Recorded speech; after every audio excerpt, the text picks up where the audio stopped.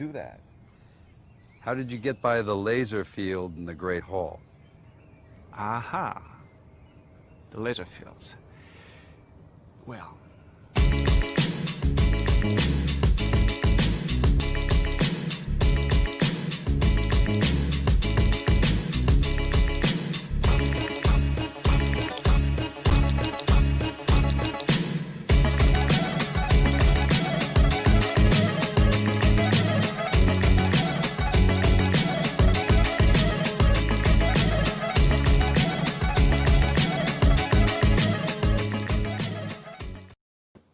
Morning. Okay, so I didn't hear back from anybody, unfortunately, about the peaceful march starting at the ferry terminal down to the legislature. But I do have morning Aikichi. Have been searching around high and low. Perhaps somebody knows something about where something is. But I did find a couple articles, so we could go through those quickly. And if somebody does happen to come across something, that would be grand. That would be grand. Hello, Francis. Oh, I needed that. Whew. Okay. Protest changes. Let's see. How do I get this bigger? And go away with this. And there's something making noise on my desk, and it's pissing me off. Like, you guys don't even want to know what my desk is like. It's nothing compared to my mind. It's just a mess. If I say that, maybe the RCMP will sick somebody on me. He's mentally disturbed. Yeah, try it. Protest changes to public thanks to Nova Scotia families obtaining inquiry. Nick Beaton said today's march on the legislature in Halifax will go forward. Yay! But the goal of the event has shifted. How are we doing there? Marie, Sean, Jen, Christina, Amy, Kelly. Anybody knows anything about any links to some of these watch parties or whatever? I actually found out, funnily enough, I'm not admitted to the peaceful protest group. I thought I was, but it says that I'm a guest or something. I can't even do anything on their page. I don't know. I don't really like to go out of my way to contact people, but maybe I might contact them. Maybe. And just say, listen, I'm not such a bad guy after all. Todd, what's going down? The announcement of Tuesday's public inquiry into the April mass shooting in Nova Scotia has transformed a protest march planned for today into the event to thank the public for its support. Victims' families originally planned to march on the legislature to condemn last week's decision by Ottawa and the province to hold a joint inquiry of the circumstances surrounding the rampage that killed 22 people. The event originally announced would have been held behind closed doors. In terms of the reference, said only the findings and recommendations would have been made public. And we've got some people doing fun stuff. Okay, bye. The decision drew widespread condemnation from women's groups, opposition parties, federal senators, legal scholars. This is really hyped up into something else. Boom! I think there's a lot of hype. You picking it up? Paul, Little Miss So, forced shopping carts at Canadian Tire. Did you, that icon looks familiar. Masked? Could that be you? I do actually remember your icon for some reason. Maybe it's not. Maybe it's just a forced shopping cart at Canadian Tire. Yeah.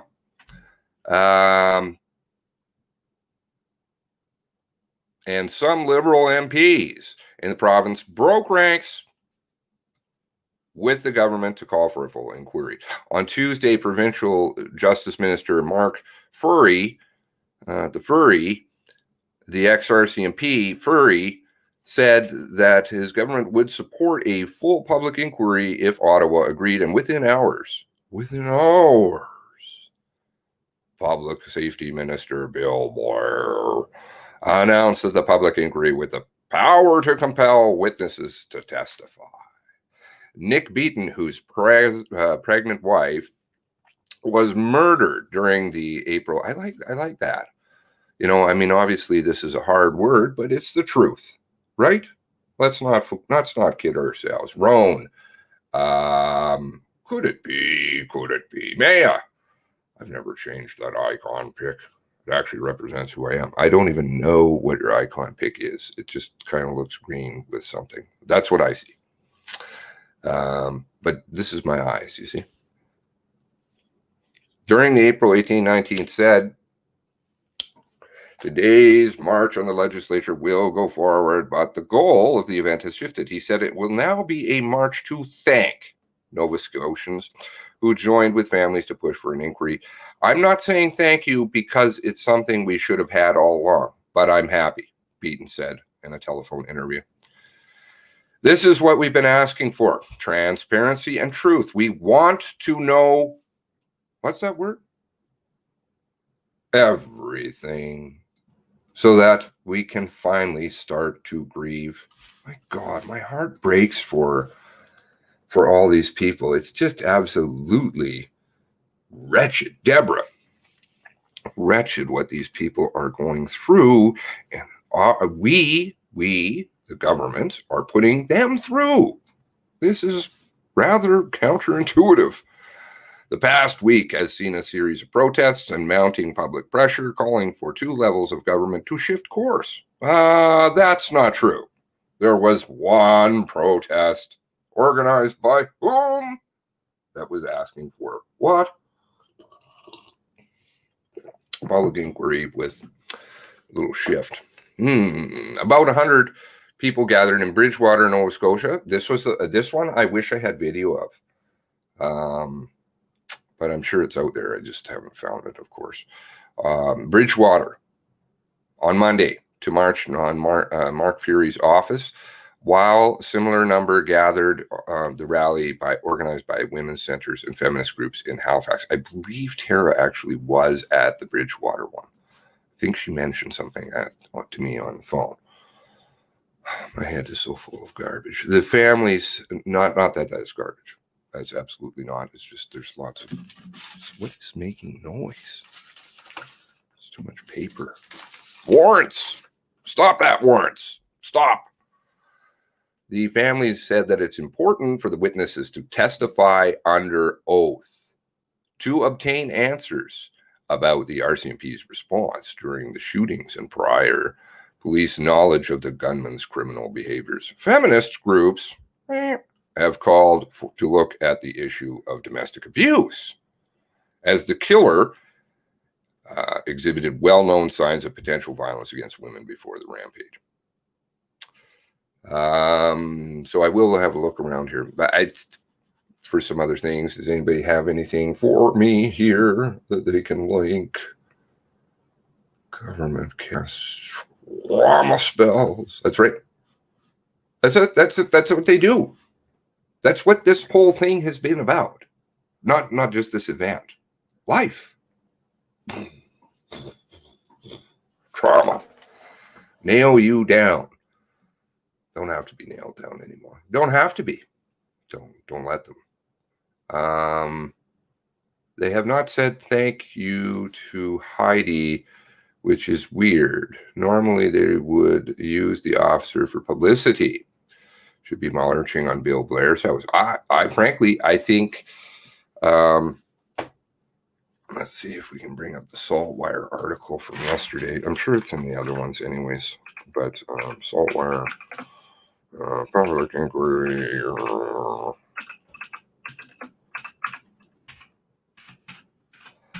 Now, I am obviously ecstatic that, okay, here we go. We got another article. Why don't we read that from Saltwire? This is a new one. Excuse me. Victims' families, that's the COVID. No, it's not. Peaceful protest, now a celebration after full public inquiry called. And this picture, I'll tell you, this picture and that sign, I think, transformed a nation, a province, a nation. To me, even though this is not about strategy, you do have to use strategy, and that's sheer genius. It breaks my heart. It breaks everybody's heart. But of course, if you can't get things done, you have to motivate people. And he does. He wants the truth. This man, I have the utmost respect for him. I really, really do. And all the families. But he's been particularly, and I know that from Tara, she holds him in very high regard because of his being such a trooper. Really just taking this one on no matter what people throw at him. He's just like, no, I don't care. You guys are going to pay, going to get the answers to us no matter what. You're not going to knock me down. I like that attitude. Victims' families in mass shooting in April will still march on Province House this morning, but with different tone than the previous rallies held since the tragic tragic murdering spree. Let's not water these things down, sadly. Initially, the peaceful protest was to keep pressure on the government to call for a public inquiry in place of the independent review. Okay, well, that's the article I think we want to go to. Announced last week. But then the federal government bowed to pressure to call for a full public inquiry on Tuesday. That's the one, actually. Tuesday evening. Notice the quick succession? That's just because people did it all. Minister of Public Safety and Emergency Preparedness, Bill Blair. Spasmostic Bill Blair.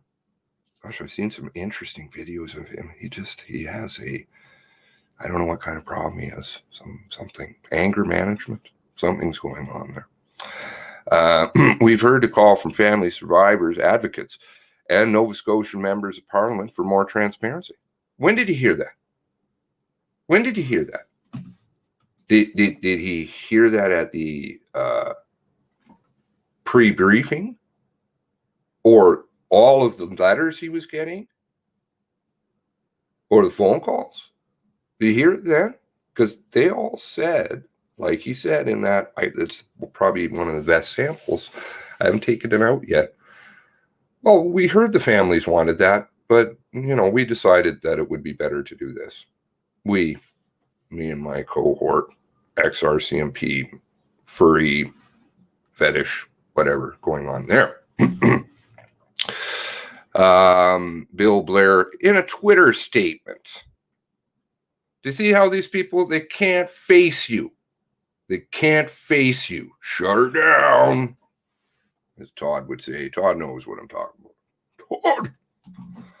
The government of Canada is proceeding with the full inquiry under the authority of the Inquiries Act 1985 into the tragedy. Oh, yes, because we didn't have that. We don't know how to do that. What the hell is going on there? We just have to design something new. What news? New and improved that buries the truth and hides what all of our criminality. Go away. Patsy Bagley, whose wife, Tom Bagley, retired firefighter and Navy veteran, was killed when he went to try and help after the gunman set his neighbor's house on fire in West Wentworth, said she's extremely happy with the decision. I'm very, very happy with the news, I'll tell you, she said when she was contacted on Tuesday, because I think we deserve it as families. Really? I'm not making fun of her. I'm making fun of the situation that she was put in. Yeah, derp. Of course she deserves answers. Of course they deserve answers. But they don't want to give them. And it's not because they're incompetent or any of this. What do you think they were doing for 3 months almost? Drafting something that they could get rid of any kind of responsibility and not admit, which I suspect is highly true, what was running out of New Brunswick down in Nova Scotia. It is suspect, I will say, but there's a lot of evidence to support it. Don't want to admit it. Don't want to talk about it. The operation. They always call them operations. I don't know, you'd think they were doctors or something. No, they can't even operate a 24-hour police service. But an intelligence unit, oh, hell yeah. Quote, because I think we deserve it as families. It's what we wanted. We wanted questions answered. And maybe, now we will. One of the victims' families spoke publicly. One of the victims' families who spoke publicly, all have been calling for the public inquiry. All! Nobody here. No dissenters.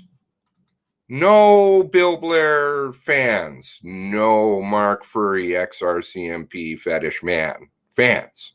None. Zero. Zip. Zilch. Who is the affected people by this incident? Well, let's see. If I'm using my thinking cap, that would be the families. Now, who do you think has the most say in all this? That would be the families. And Bill and Furry decided to go somewhere else. Almost news. Good news. Almost good news. Morning, good breakfast, morning. I've been calling for the public inquiry since 22 people killed by the gunman dressed in the RCMP officer with the official uniform driving around in a car that's fully identical, except for a number. Fully equipped with communication equipment, encrypted radios, radar guns, cages.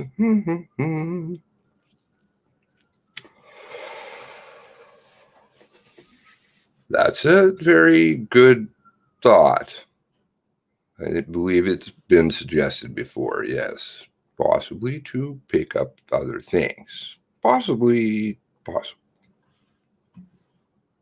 I use a lot of facetiousness. I use a lot of suggestion when I talk. I don't necessarily say, hey, this is what it is. Because we all have great brains. I just throw out little tidbits. Maybe somebody can pick them up. You guys can. Calling for public inquiry since 22 people killed. Okay. During the rampage that started in Portapique April 18th and ended more than 13 hours later in Anfield. So Tuesday's announcement, Tuesday's announcement, Wednesday's peaceful protest has now turned into a celebration. I would not celebrate yet. I am elated. I will say this. I am elated for them. And obviously, I will defer to whatever they want, because that's the people that this is all about. Well, that's not true entirely, because it's corrupt. It's a corrupt police system. It's a federal system. So actually, we do have say in this to a much lesser extent. To the events of what transpired on April 18th and 19th, that is fully on in their court. Being the families. What it is as an institution, what it represents, what it is doing, these operations, and their lack of service, their problems with violence within their forces, beating women, beating Aboriginal people, Some members, there are, why do we always have to do this? It's a very good thing they've built. You have to defend. I don't have to defend shit. Anybody who knows me knows I respect police. I respect the law. That's where it came from. Come on, get real. I know there are tons of good officers. Those were the heroes that crossed the line. Those were the ones that I celebrate, not the ones that sat at the end of the road, not the ones that were in Ottawa or in Halifax, phoning out orders that were crap and trying to bury. That's it. Intentionally suppress as soon as they got that 911 call, whenever the fuck they decide that's actually going to be. 10:01, 9:30. I think 5 times. I noticed, oh yeah, we can play that. We can play that. Paul was on with Hurley Burley. Totally unfamiliar with Hurley Burley yesterday for an interview. I didn't actually clip it yet, so I'll have to play it, and then we'll find out what's there. Other good stuff. Look at this. Hey, Smoke. Hope you are well. Like the love, you know? Great. Bit hungover today. Uh-oh. Oh, I remember those days. Good. Nick Beaton, whose wife, Kristen Beaton, was killed in her car in Debert, said many people had already made plans to take the day off, so the event will go ahead. Come and join us and help us celebrate the victory that you all helped make happen. Beaton encouraged the public. We might even smile. Isn't that beautiful? The group is to leave from Halifax Terminal, 10 a.m. march on Province House. Okay. Now, why do I temper it? Of course, I've got to be the poo-poo in the party, right? All the time. That's just me, I guess. But I have to point out what's true. Is this the article we're looking for here? Doodaloo, doodaloo, doodaloo, doodaloo. Yep. So here is the announcement. When I switch the screen, give me a moment because I'm scrolling. Independent review to analyze. I need more coffee. Nova Scotia mass shooting despite call for public inquiry. Okay, and here we have the RCMP. He's just the RCMP. Let's not call him Justice Minister or whatever the hell he wants to call himself. He's just the RCMP. Just part of the same system. The same goddamn broken system. All of it. Propaganda wing. Got RCMP wing. I know I'm throwing in other pieces that probably some people may not appreciate. But it's just it is what it is. It is a corrupt system. Broken. And doesn't give a shit about anybody. And that's clearly shown itself here. So the problem that I had with this here is RCMP is right here. There we go.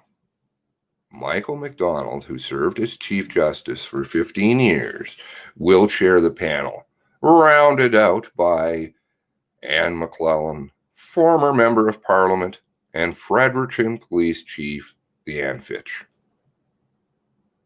Where were these 3 people before? I've seen these names before. Where were they? Were they on the review? No. You didn't just call it something else, did you? You didn't just take 3 people that you handpicked and move them over to the inquiry so that they can oversee the inquiry, so that they can decide? Oh, that's not good.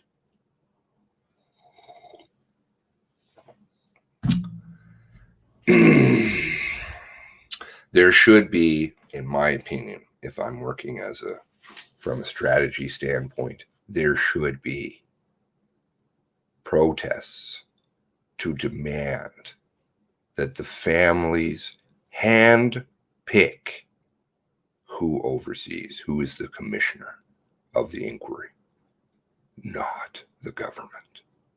Because who is also the RCMP? Oh, that would be the government. Are you following my line of reasoning?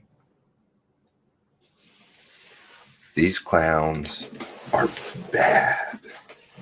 I don't care if you have somebody extolling their wonders. They sold their soul. Because they did, even to agree to be on the review panel, right? Would you sit on the review panel? Would you? If they came to you and said, listen, you know what? We've gone out of our way. We've taken 3 months. We've lied. We've procrastinated. We've intentionally delayed. We've developed a system where we can hide things, where we cannot compel people to testify under oath. We cannot even compel people to testify, period. You want to come? Oh, no. I don't feel like it today. I've got a golf game. You say to, I don't know. How about I'm not calling that man out on the carpet. I am absolutely not. But let's just pick a character in this story. Staff Sergeant Carroll, right? I think, frankly, he's probably one of the really good guys. I do. But you can't compel Staff Sergeant Carroll to come under the review, right? If he were to come, he doesn't have to testify under oath. Now, if he were one of the bad guys, let's see, would he go? No, I think he'd probably say, I'm busy. I've got a golf game. In the event that there was going to be some outfall from that, yeah, I can go. That's fine, because everything is going to be kept from the public, as in sealed records, because the review decided that. From the families and from the public. Sealed. Sealed within who? Oh, that's right, the government. Funny that. And if he were a bad guy, he wouldn't have to tell the truth at all. He could just, Hansel and Gretel, yeah, they lived in the forest. Yeah. Now, back to my overarching point. Would you sit on something like that if they came to you? You knew in the press that everybody in the family was demanding, all the families, not singular family, so tragically, all the families were demanding answers, truth, transparency. And they came to you and said, we've got a system that isn't transparent. It's not truthful. There'll be no record of it. Come and join our party. Come and sit on it. What would your conscience tell you to do? Bye, little Miss O. Are you out? What would your conscience do? Your conscience would do, what's that? The right thing. And probably tell them to. Right? So if you're going to go and sit on something like that, you're getting something out of it. Or they have something on you. Would you go then? These people who have now just moved over there, they're overseeing the exact thing that supposedly will provide the transparency. The inquiry system is a complicated one, not even one that I fully understand. But I have proven lies that have happened in these, proven with videos, evidence, RCMP lying in public inquiries, lying, planted evidence in public inquiries, and it just doesn't matter. And the line, I like that, dead man tell no tales.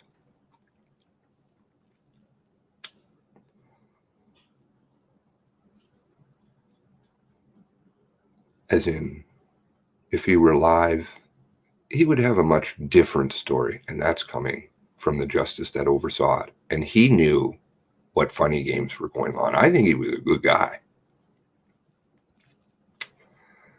The same people, those same people agree to be moved.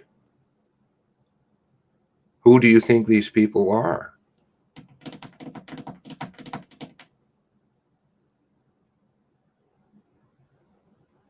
Michael McDonald, Anne McClellan, and Leanne Fitch. I would encourage you to go through their garbage. You will find something. Anne McClellan's pretty fast. Leanne Fitch, I've heard a few things about. I don't want to character assassinate. That's not where I'm coming from. Where I'm coming from is demand. If I were a friend of the families, I guess I am in a way, right, via Tara. And Tara came to me and said, well, what do you think of this? In fact, she did. What do you think of this? This is bullshit, man. That's what I would say. These people, the fix is already in. Now, you can go and demand to have, look at how much force has already been put upon them. And it's only getting started. This wheel is picking up steam if you don't let it stop. If you don't say, yes, we got what we wanted, we're all done, let's go home. Because the problem will be down the line when families do understand what the hell is going on, they won't have that momentum yet. They won't have it. And to fire that back up will be hard, very hard. My advice to the families, and I am nothing but a peon with a web camera, and have never had a family member, to the best of my knowledge, murdered. Definitely had friends.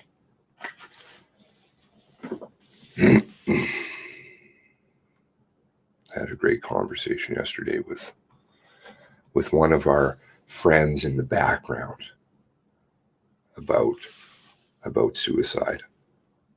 Because actually, funnily enough, today is a birthday of a friend of mine, very good friend of mine, who committed suicide. And I said, you know, it's similar in that sense, right? You never have the answers. You can't get them. And he's going through some stuff with that too. So, I know it's not Steve. I don't want, nobody knows who this person is. They know who they are. And I thank them, and we all thank them, because they give us lots of good stuff. Now, this is what my advice would be as a good friend. Don't stop. Keep demanding. Keep pushing. If anything, push harder. And say, we see what's going on here. We know. Stop that. Stop doing this to us. It's not fair. Not fair. It's not. But who am I? I don't know. Maybe it is. Maybe everything's on the up and up. Maybe everything's fine. What do you think? What do you think? Let's see what some of your comments are here. They aren't calling it a review anymore to make the public happy.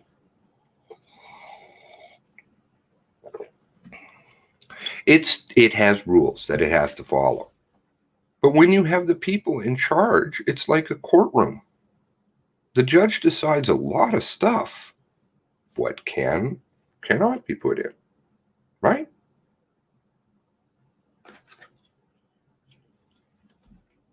No, I don't feel that's applicable.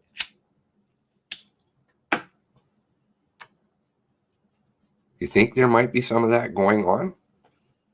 Come on, I'm being really, really facetious when I'm saying this. It's like deluge.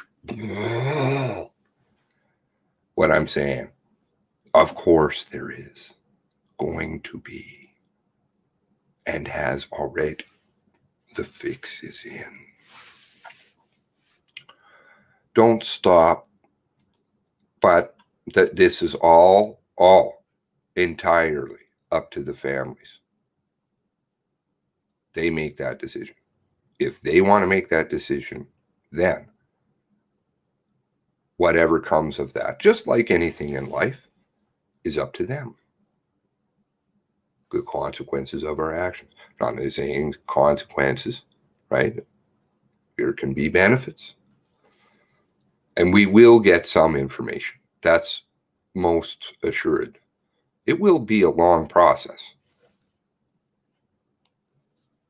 So this is the long haul.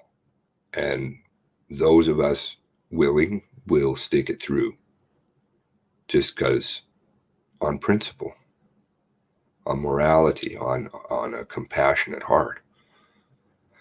Let's see here. The only way I would help a process of review and inquiry would be find the real story. Other than that, they can kick rocks. I keep hearing this saying, kick rocks. It's come back again. Always watch how things come back and forth. Just saying. There's another one. I think, is it just saying? No, here's the thing. Here's the thing. That was one. Double down. There's always things that float in. Review panels equals. Ho, ho, ho. So those of you who are not Todd, wow. I'm sure that's been floating around on the Discord. I'm sorry, I'm not over there a lot. I wish I was. But I do have people that relay me things. But I'm sure that's been discussed over here. Is this $70,000 car that the abuse victim, the common law, who didn't live with him, that started as an important witness, that's a girlfriend, that's just a common law. That's a great clip. Again, there's like certain ones that just come to mind. And when they're having the press conference and a French reporter phones in and asks questions about this certain person, LB, right? Who's been completely scrubbed off the internet since day one.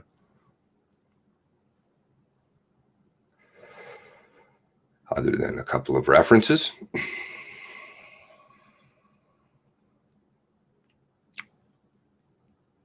She went and bought herself a very nice car. And I hear that she's actually going to become involved in the suit against Wortman's estate. Is it Wortman's suit against Wortman's estate? Or are going to assert her claim? Doesn't seem very nice, if in fact that's true. To claim money, hiding in the woods, barefoot, for hours and hours and hours, that the RCMP wanted to hide. Anything the RCMP want to hide or don't want to talk about, oh, shine a light. That's where you're going to get lots of answers. There are a few places. Obviously, she is a big one. This is not about tearing somebody's life apart. This is not about doxing them. This is not about exposing them. Mr. Wortman was clearly into some activities that other people view as abusive. And some people don't. Some people don't.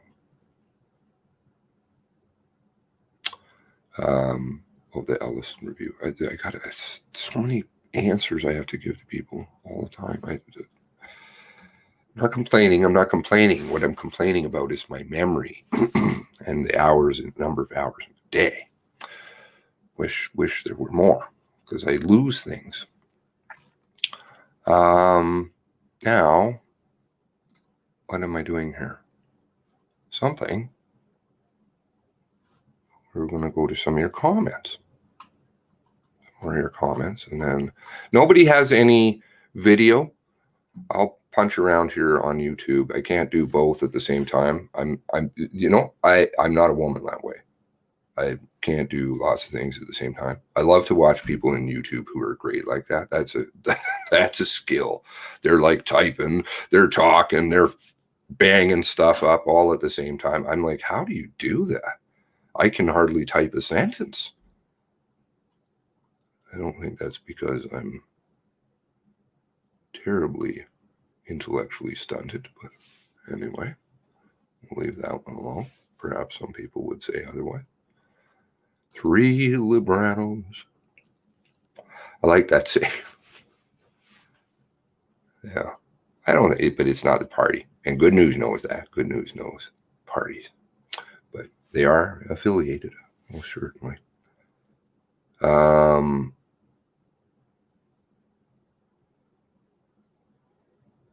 Chief of Chiefs, Vince Braun. Do you want to look into that? Do you want to contact? That would be great. Or somebody. I can't do like all these things. Like, not that I'm saying I do all these things, because I don't. What I'm saying is my plate is a little full. It's a little overflowing at this point. I know when I'll get some of them taken out, I'll be good to go. But maybe somebody wants to pick up some of these other ones. In the meantime, that would be super. Time to bulldoze. Time to bulldoze. But leave one car for a great photo shoot. Anybody who's down Nova Scotia, since the road is open, I have some stuff on Orchard Beach Drive. Anybody interested? Email me. Send me a DM on the Tweety Twatters. Message me on the Doxcord. I don't know how many other ways can you get a hold of me. I have a Facebook, but apparently it is a guest. Wake the fuck up, Freemasons. Jar, stop pacing. Okay, you're going into areas. Good News. I know things, but we can't deviate too much. Some things are ready to hear and some aren't. Review panel, hide the evidence. Inquiry panel, hide the evidence 2.0. Follow the money. Wow. See? It's follow the money, because the only way these people become compromised is basically 2 ways, I think. Money, greed. Evil subscribes to temptation. Greed, and fear. Fear is the other one. Dirt. And there's a lot of dirt in the political system. They just rack it up. Who do you think is racking up the most dirt right now in Canada? Who do you think is racking up the most dirt? Is it your neighbor? Is it your neighbor? Is it you? No, that would be the RCMP, the CSE, right? Canadian Security Establishment, I think it is. CSE. Somebody phoned yesterday, and I had a conversation with them, and they knew what the CSE was. In Canada, many people don't. This thing, spooky entity.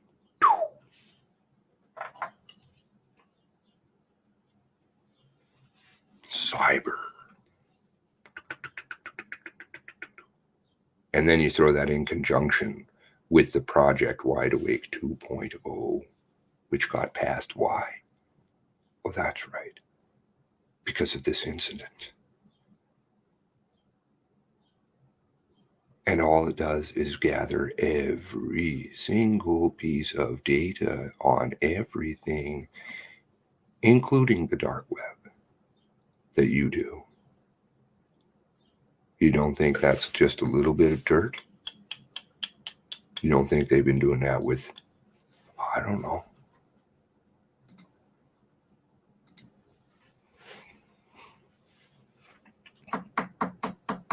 just maybe? Families need to ask for other people. Good, friendly advice.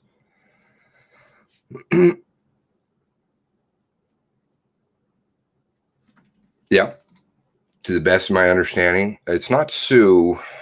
I'll have to look into this a little bit more. It's something I heard, but I have faith in what that person told me. Lots of good faith, actually. Probably very good faith. And she's going to, she relinquished her claim on the estate. I don't know if it's sue or she's going to reclaim on the estate. Whose money is she taking? Whose money do you think she's taking?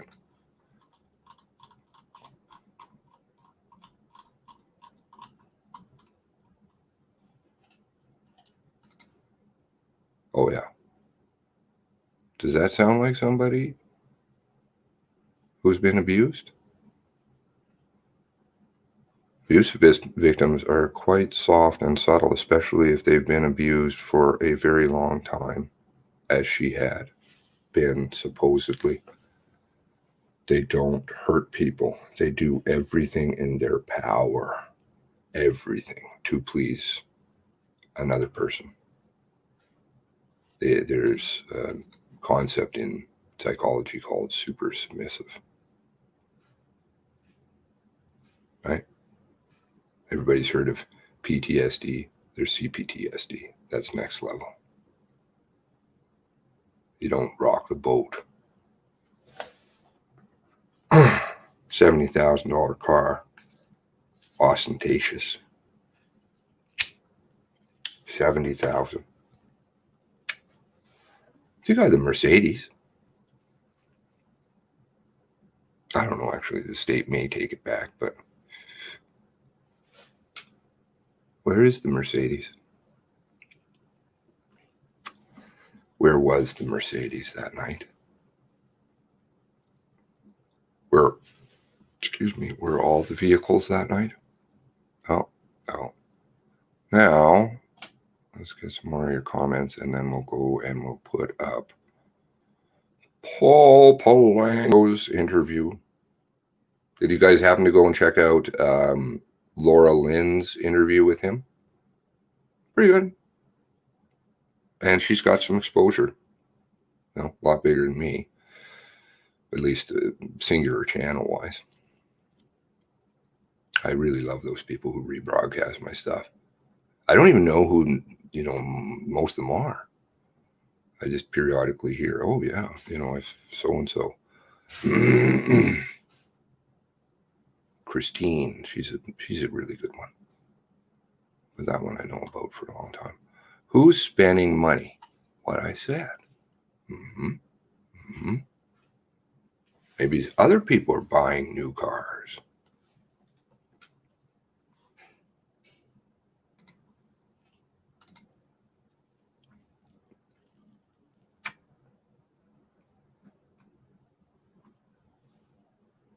Deluge of sarcasm and insinuation. What is the Commissioner Chief ex RCMP Queen?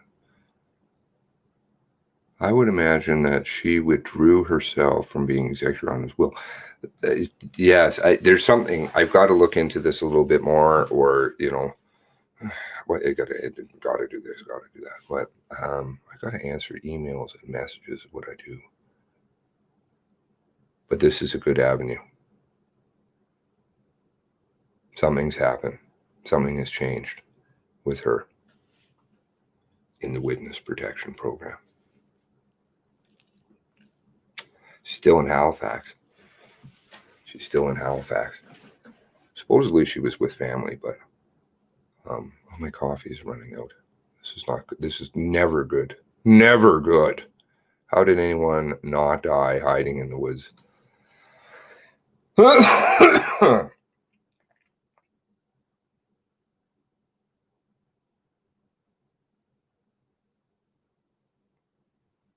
you know who else was an important witness? Somebody that they got relabeled an important witness. Do you know who that was?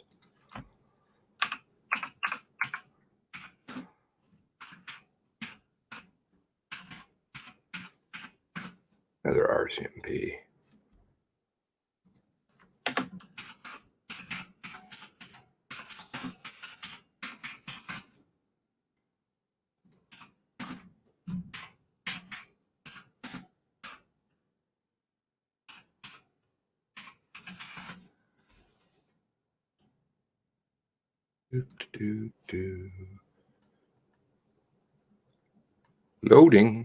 Loading.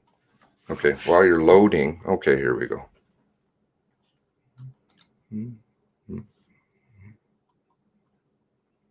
remember this person?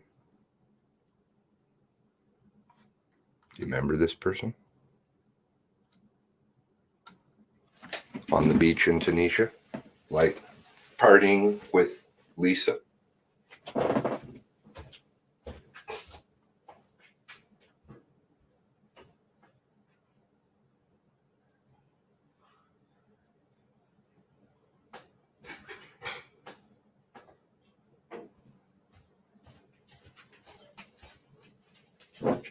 Partying with Lisa. Doesn't blame being held overnight. Oh, because he was a suspect. You know why he was a suspect? Just to catch you up. Because he fell down in the snow, was arrested beside an AK-47. And some other things that didn't quite come out.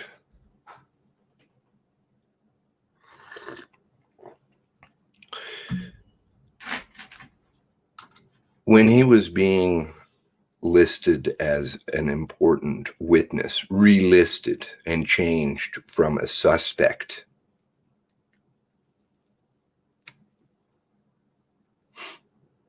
his house was getting raided.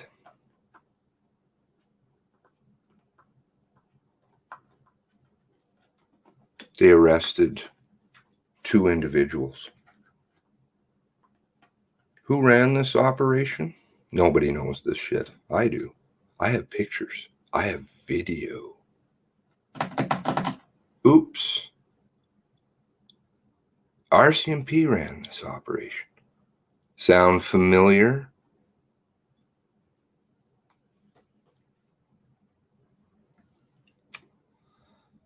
Important witness. Really? I can hear the ding ding dings going off from you guys. It's awesome. I love that. The Branos. Dirt road has no gravel.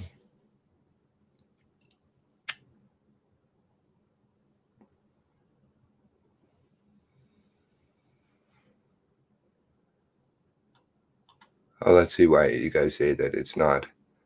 Gun smuggling out of Maine into Nova Scotia. You think so? I beg to differ. But we're all allowed to have our own theories.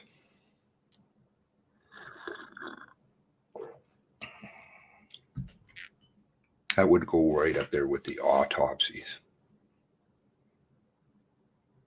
Deluge coming on. Oh, that's right. The ballistics reports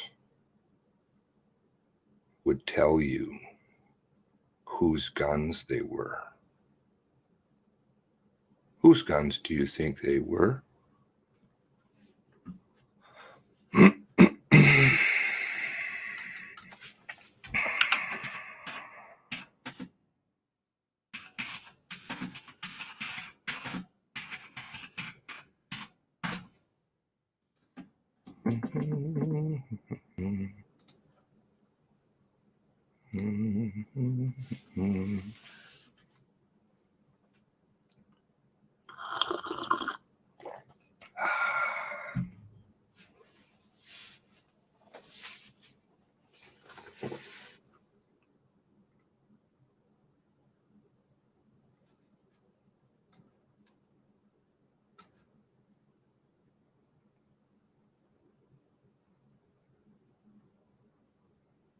They're okay to tell you the one gun. You know why?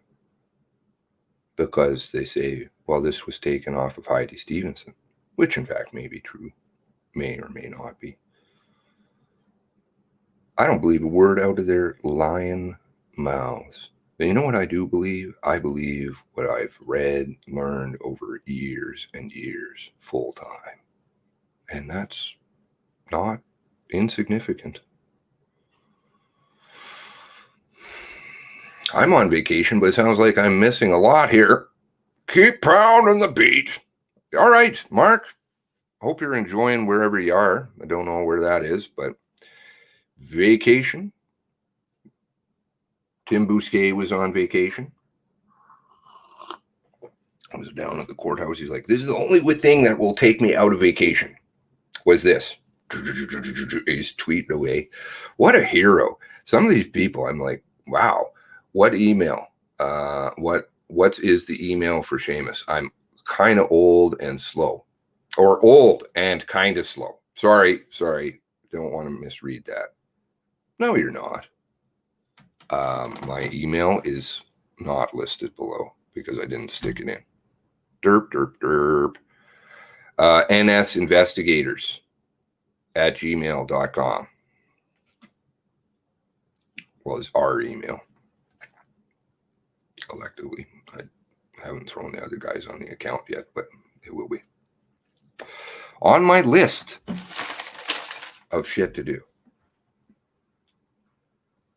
Gotta get Adrian on the channel so he can stream too. Hopefully. Cop guns.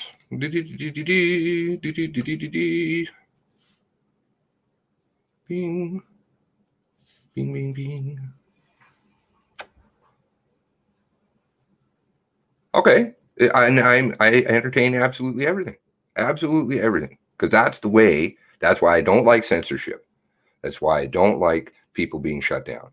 Because even if they have something that's some views on some other things that we may all disagree with, or some of us may disagree with, doesn't matter. Doesn't matter what my views on stuff are. Doesn't matter what your views on stuff are. I joke with somebody who helps around in the background. I sent him a little funny meme today because he doesn't sit quite on the same spectrum. I don't really believe in life left, right, because it's all the fucking same if you learn. But I sent him a funny meme with the sickle and a dildo. I used to send that out sometimes. Somebody would upset me on Twitter, but he doesn't upset me. See, he's a great guy, super guy. He's been helping out lots. See, these are the heroes in the background. Don't say they're not necessarily on the docs court. Maybe they are, maybe they're not. But they have lots of information and they help out a ton. Pictures, videos, first-hand account, eyewitness testimony. But he doesn't agree with me on things, and that's great. But you know what? He's got lots of great things to add, just as everybody does. Evidence room empties fast in Nova Scotia. 10 kilos of cocaine flying out the door. And that was what they got busted for. So what do you think they were doing before? Oh, God, I could be a poet. In my other life, I actually used to write poetry.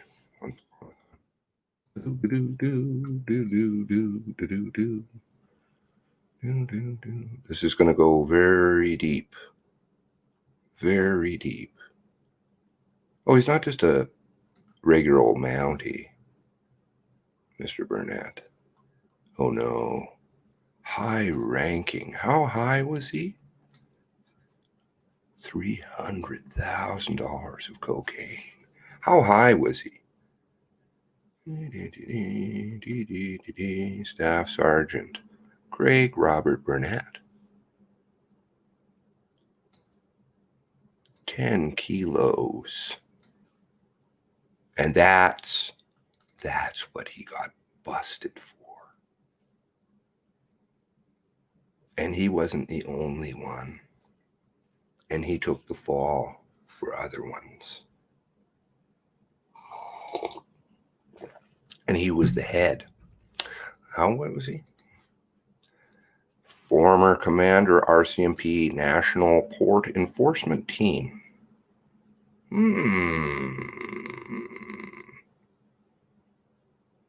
believe he was also the head of the Tatamagouche. The cocaine was part of a 200 kilo. Oh, don't worry. I'll just take that for myself and our friends.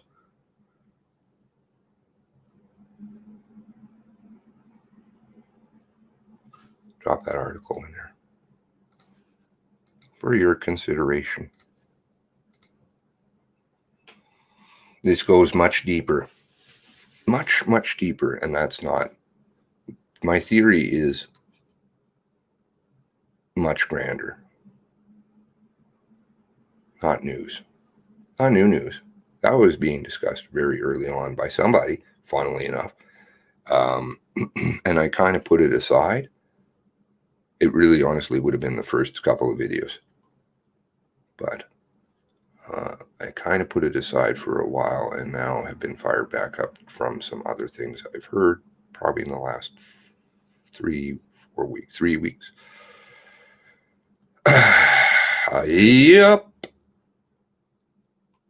Yep. Sickle and dildo. It is. You gotta. I have a kind of twisted sense of humor, right? But we got to be able to laugh at things. That's all very important.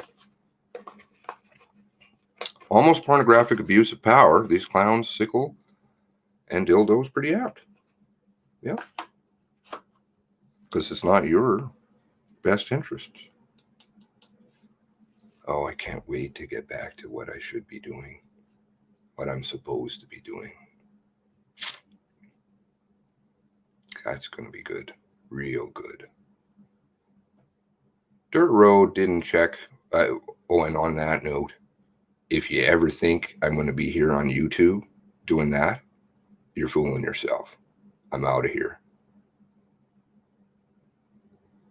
They'll ban my channel immediately. So there are other alternatives. I know that it's not down below right now. Maybe I'll try and stick it in. Let's see, can I do that? Sorry, I'm slow and whatever.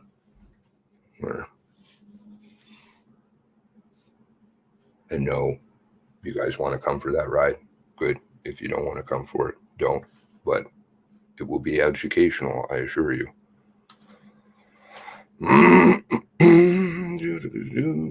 Let's see here. There we go. Copy paste. It will have the links. Truth for copy paste. This is my level of typing. It's pretty original. Okay, I'm gonna have to open up the video. Hopefully there won't be an echo. Actually, no, I don't have to do it. I can do it this way. And you don't have to hear all kinds of back talk and feedback for a couple of seconds. Oh, fuck right off.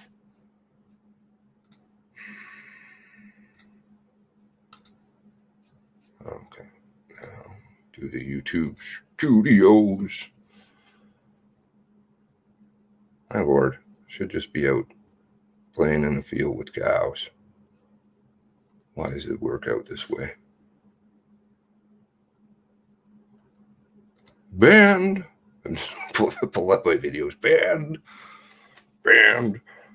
Okay.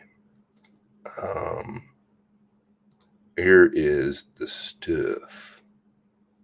And then I do this. Okay. So now if you refresh your page, I think you have to refresh it.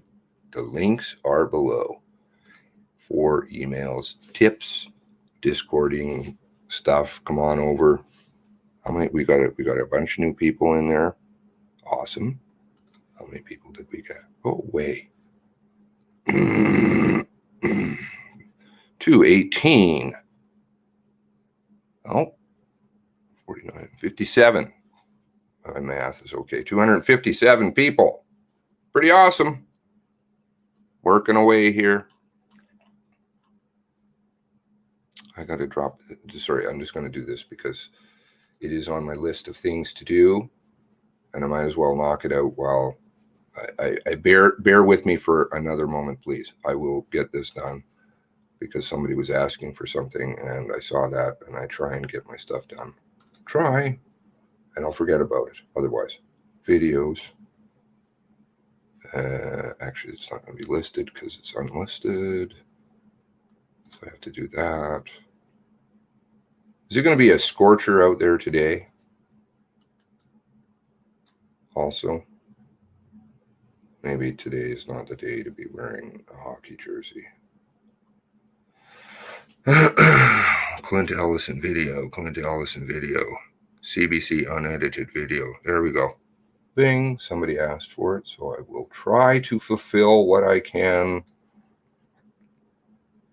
Where was that? Shit. There we go. Okay. Nobody can ever say I didn't try.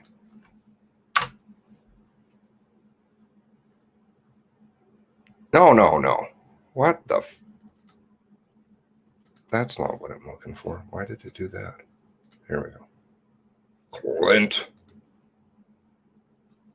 who's now apparently got some problems. Who doesn't after all this? Does that work? There we go. Success. Thank you for walking with me and getting this done. I appreciate your patience.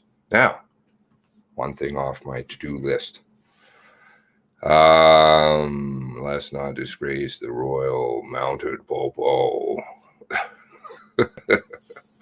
Poo-poo, you sent me 2 pics. Should I look at them? Pull them up? Or are they private viewing? I won't put your email in, obviously. Well, I'll do my best. How's that? My techno dumbness. Where's my camera right now?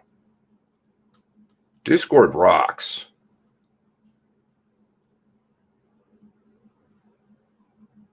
I'm so glad you all are here for me.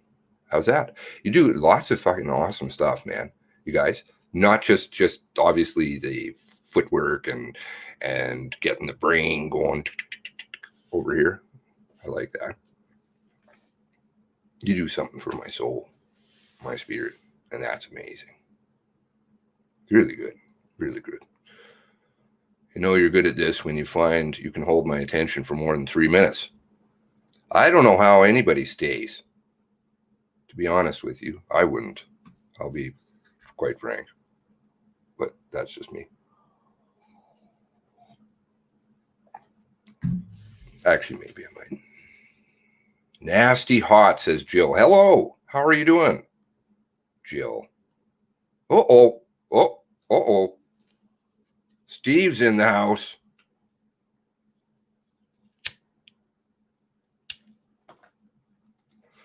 Steve's working hard. My heart's with you, buddy. Okay, now let's see. Can we get the email? Can you answer me on that one? Sorry, Truth. Sorry, because I don't want to open any emails or do anything. How about this? I'll open the email on my own. How do I do this here? Do that, and then I'll have a look. And you can tell me if you want me to share it. And if you don't, the pictures, I won't. Is that what I want? No, this isn't what I want. Fucking goddamn, I have too many emails. And did you go, how was your camping vacation, Steve? Aside from things, did you have a relaxing time? Burning your ass out in the heat?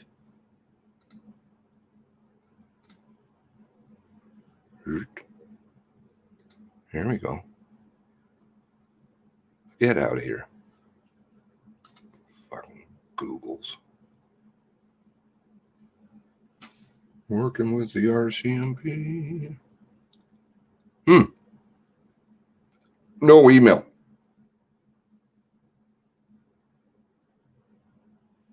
The link is down below. It didn't, I didn't receive it. So somebody else got some pictures. Hopefully they're not racy pics.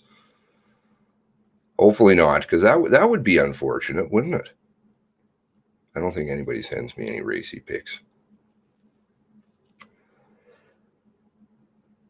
I need a Marvin Hagler war hat. What is that? I plead ignorance on almost everything. Share, but not my email, please. Oh, awesome. Okay, yeah. So of course I, shiny things. Can you resend it, because it didn't seem to go through. I don't know why. All I have is just alerts from this morning. That's it. I won't be blasting out other people's emails and names and things.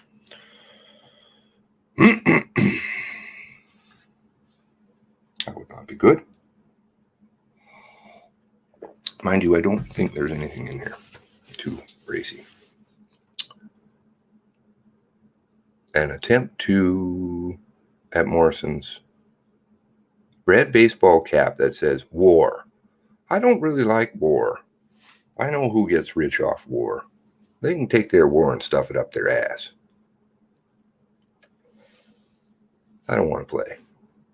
Mostly drunk amongst trees by the lake. Nature speaks to me. That's a good vacation. You can join. Who else is having the hangover today? Is that Smoke? Smoke's got a hangover. You guys can hang out together. Hang over together. In another lifetime, next lifetime, maybe we can all do that. For me, not this one. Time to put together a murder mystery documentary movie. Discord. Which brings me to the Palango. Worse. Oh shit, man. Doc, you got the spice and you got the way to say it, eh? You got the spice. Some people are ready to hear that. Some people are already on board and some people just aren't. And that's cool. We're all walking the journey. Ms. Fox.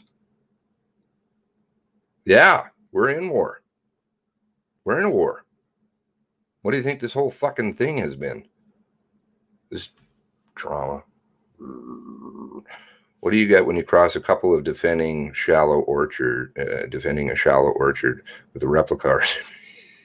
Yeah, show. Myth.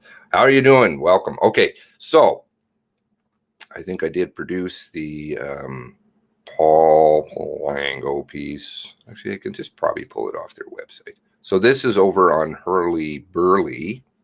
He told me yesterday he was doing Hurly Burly.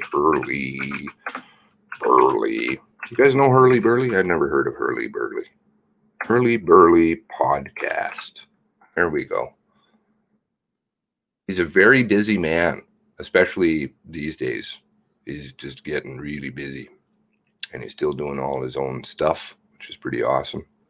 I don't know how, to be frank with you, but it's pretty. Send email to Atlantic CTV News, I bet. Chai has spice. Chai loves. Wow. She's just, she really pumps that chai. There's got to be something in it that's addictive or something. Oh, of course, there's lots of caffeine. Do they use black tea or green tea? I think it's black tea, isn't it? In chai. I love chai. Real chai in India. Pretty awesome. Pretty awesome. If you ever get the chance, go and have it.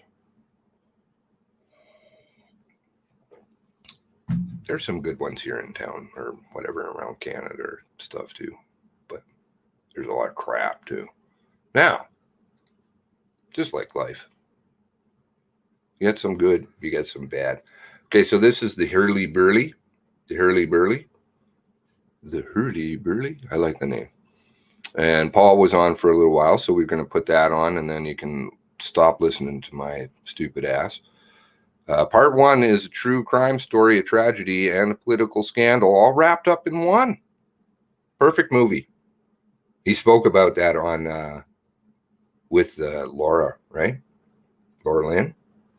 And he said, I've been approached. Yeah, they're going to try and probably make this into some kind of movie, I would think. He said no. And he said no because it's still unfolding. And plus, I'm a reporter. This is what I do. I don't know, maybe you'll write scripts too, but the story is still coming out, and it's a big story. It's going to go full nuclear if people push.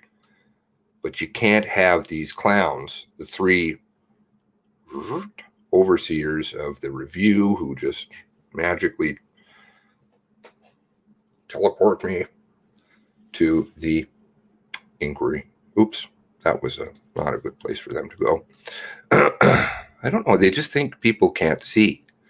And a political scandal all wrapped up in one with special guest Paul Palango. Mr. Palango is an author of 3 books on the RCMP, a frequent commentator over the past 27 years on RCMP issues. He also is a former senior editor at the Globe and Mail. So, this guy has serious credibility, right? I've never doubted it. And we all know, but for those of you who are kind of coming in a little bit later into the channel, Paul has some serious power. And now he does other things and writes, which is pretty awesome, and defends the truth no matter what. The guy keeps digging no matter the adversity he faces. And he speaks about that, I think, some in this or possibly in the Laura Lynn. I didn't actually listen to this one fully. He lives in Chester Basin, and a particular fan, Hurly Burly, has been a particular fan of Paul reporting the last months on the horrific Nova Scotia massacre for the Halifax Examiner. We're going to dive into this story, examining implications for the justice system, politicians, and media. Now, just like everything else, I don't agree 100% with Paul, but Paul also is doing working things, and Paul most certainly wouldn't agree with 100% what I'm doing, and I don't think anybody else is going to 100% agree on anybody. But this is what stimulates good conversation and thought. Very important. Let's have a listen. Hello, Hurly Burlyites. Last week, I talked about an issue that's very close to my heart, social isolation, and the inability to connect with loved ones when that kind of contact is most critical. Our presenting sponsor, TELUS, recognized immediately that these kinds of issues become dire during a pandemic, and they stepped up the ways in which they help. The TELUS Mobility for Good COVID-19 emergency response program has delivered more than 10,000 smartphones and tablets, paired with $0 data plans to hundreds of nonprofit organizations across the country. Imagine that you're hospitalized without being able to speak to friends or family. This became a reality for many patients seeking support for mental illness when COVID hit. Canadians undergoing treatment at inpatient facilities were suddenly limited in connecting with their closest, most precious contacts. It was heartbreaking. But the TELUS COVID-19 emergency response program was able to provide the phones and free data plans to reestablish the critical connections these patients needed. For outpatients, the story was similar and no less critical. As Dr. Nicole Wright, a psychologist at the Royal Ottawa Hospital, shared, the declaration of the pandemic left many who live alone and access care as outpatients entirely cut off from group-based care because they didn't have access to a phone with data. Through the Mobility for Good program, they are now able to quell the debilitating feeling of being alone by attending virtual group sessions, and that helps maintain their mental wellness.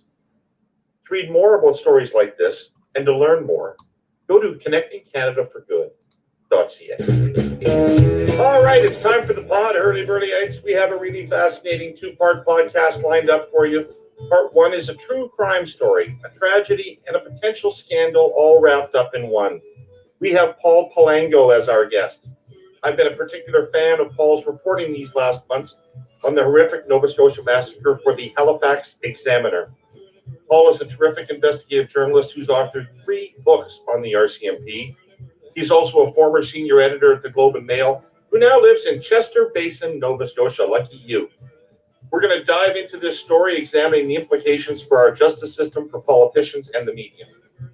For part 2 of the pod, we'll bring on our political panel with Jenny Byrne, and back from a harrowing week of camping, fending off mosquitoes, moose, and thunderstorms, Chris Ball. We'll pick up on that conversation with Paul. We'll also talk about the Wee scandal, and the Wee scandal, and the Wee scandal.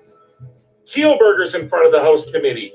Trudeau in front of the House Finance Committee. After that, if there's still time and Jenny hasn't completely taken over the show, we'll chat about the layoffs at Global News and the state of Canadian journalism. Plus, we'll examine what's going on down south in Portland and other cities as protesters face off against federal agents.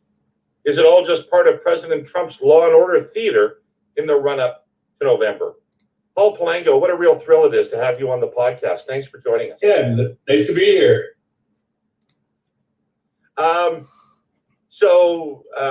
We're now into months and months of lockup. You're down there in Chester Basin. How have you passed your time during the lockup, and have you been okay? Well, my motto is stay out of trouble, keep a low key. My wife is very happy. I mean, I did do an interview on radio about a month ago where I was trying to find out. I do this sort of, I've been doing this sort of investigative journalism performance art where I go on local talk show, the Rick Howe Show, and sort of troll for information I can't find on my own. So one of the things I did was I sort of invited the Hells Angels to call me because I needed some information. And I came out from the interview and there's a bit of delay on it. My wife was listening in the kitchen. She says, "Did I just hear you invite the Hells Angels to our house?" And I said,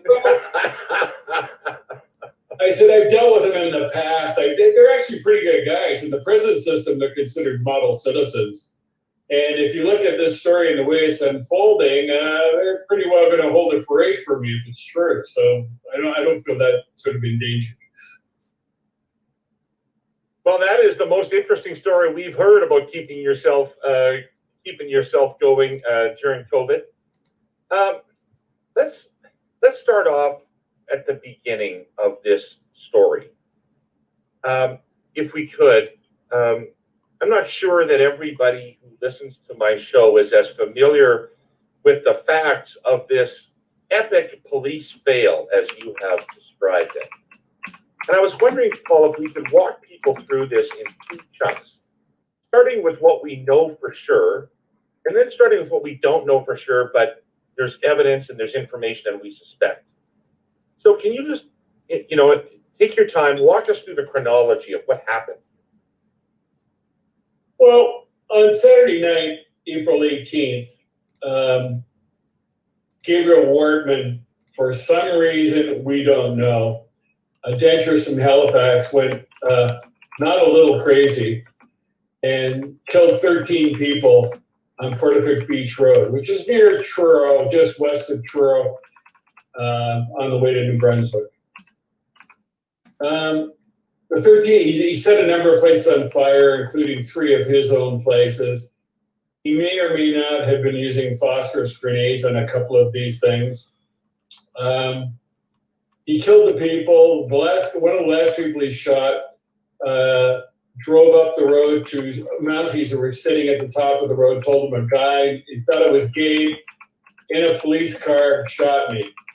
And then Wordman managed to escape by going across a field and across a dirt path called the Brown Loop, and made his way off through the back roads to Debert, which is about a 20-minute ride. I timed it the other day. The way I went was 19 minutes. The way he went might be 22 or 23. And then he hid behind a welding shop for 6 hours. We don't know what he was doing there, parked in his car. Next morning, got up, went about 34 kilometers to the north, went to the house of Sean McLeod and Alana Jenkins, 2 federal jail guards, one in Spring Hill, one in Truro. He killed them, shot their neighbor, Tom Bagley, who was coming to see what was going on. Then he went out on the road. He killed 2 VON nurses who were on their way to work. One had stopped by the side of the road, pulled up behind her in his mock police car, killed her friend when she was cut. She came up to see what was going on. And then eventually made his way down through Truro and came into a confrontation, pulled up beside a police vehicle in near Shubenacadie, shot that guy, and then it confronted Constable Heidi Stevenson a little farther south from there at a traffic circle, rammed her car, shot a nearby a passerby, Joey Weber, took his car, went down another kilometer, went to another dangerous place, Gina Goulet, shot her and her dog, stole his car, and then I don't know if his tank was empty. 24 kilometers later, he had to stop for gas. And this is 13 and a half hours after it all started. And oddly enough, a Mountie was in there getting gas. Was in a canine, I think he was the canine officer. And he had identified him. One thing led to another. He shot the Wordman dead, and the RCMP claimed they did a magnificent job. Okay, so that is a straight up factual description of what happened.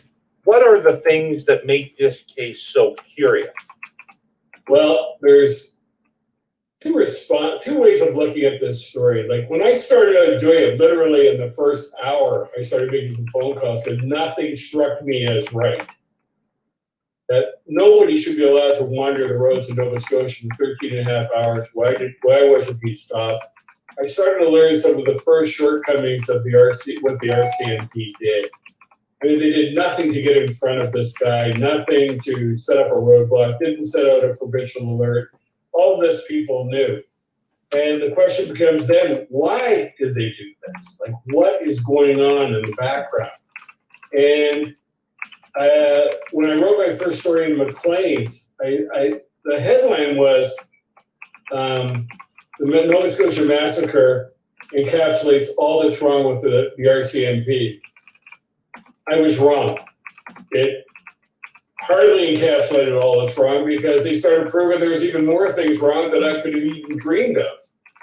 And one of these things was, a deep throat type person called me and told me one Saturday afternoon that there's something here they're hiding. They're feverishly trying to cover it up. This is back in the beginning of May. Feverishly trying to cover it up because if you find out what this will make the the massacre will pale by comparison, which is hard to believe. And that has sort of motivated me and others to sort of charge forward and look at what could possibly be going on here. Right. So let's just go through all the curiosities bit by bit.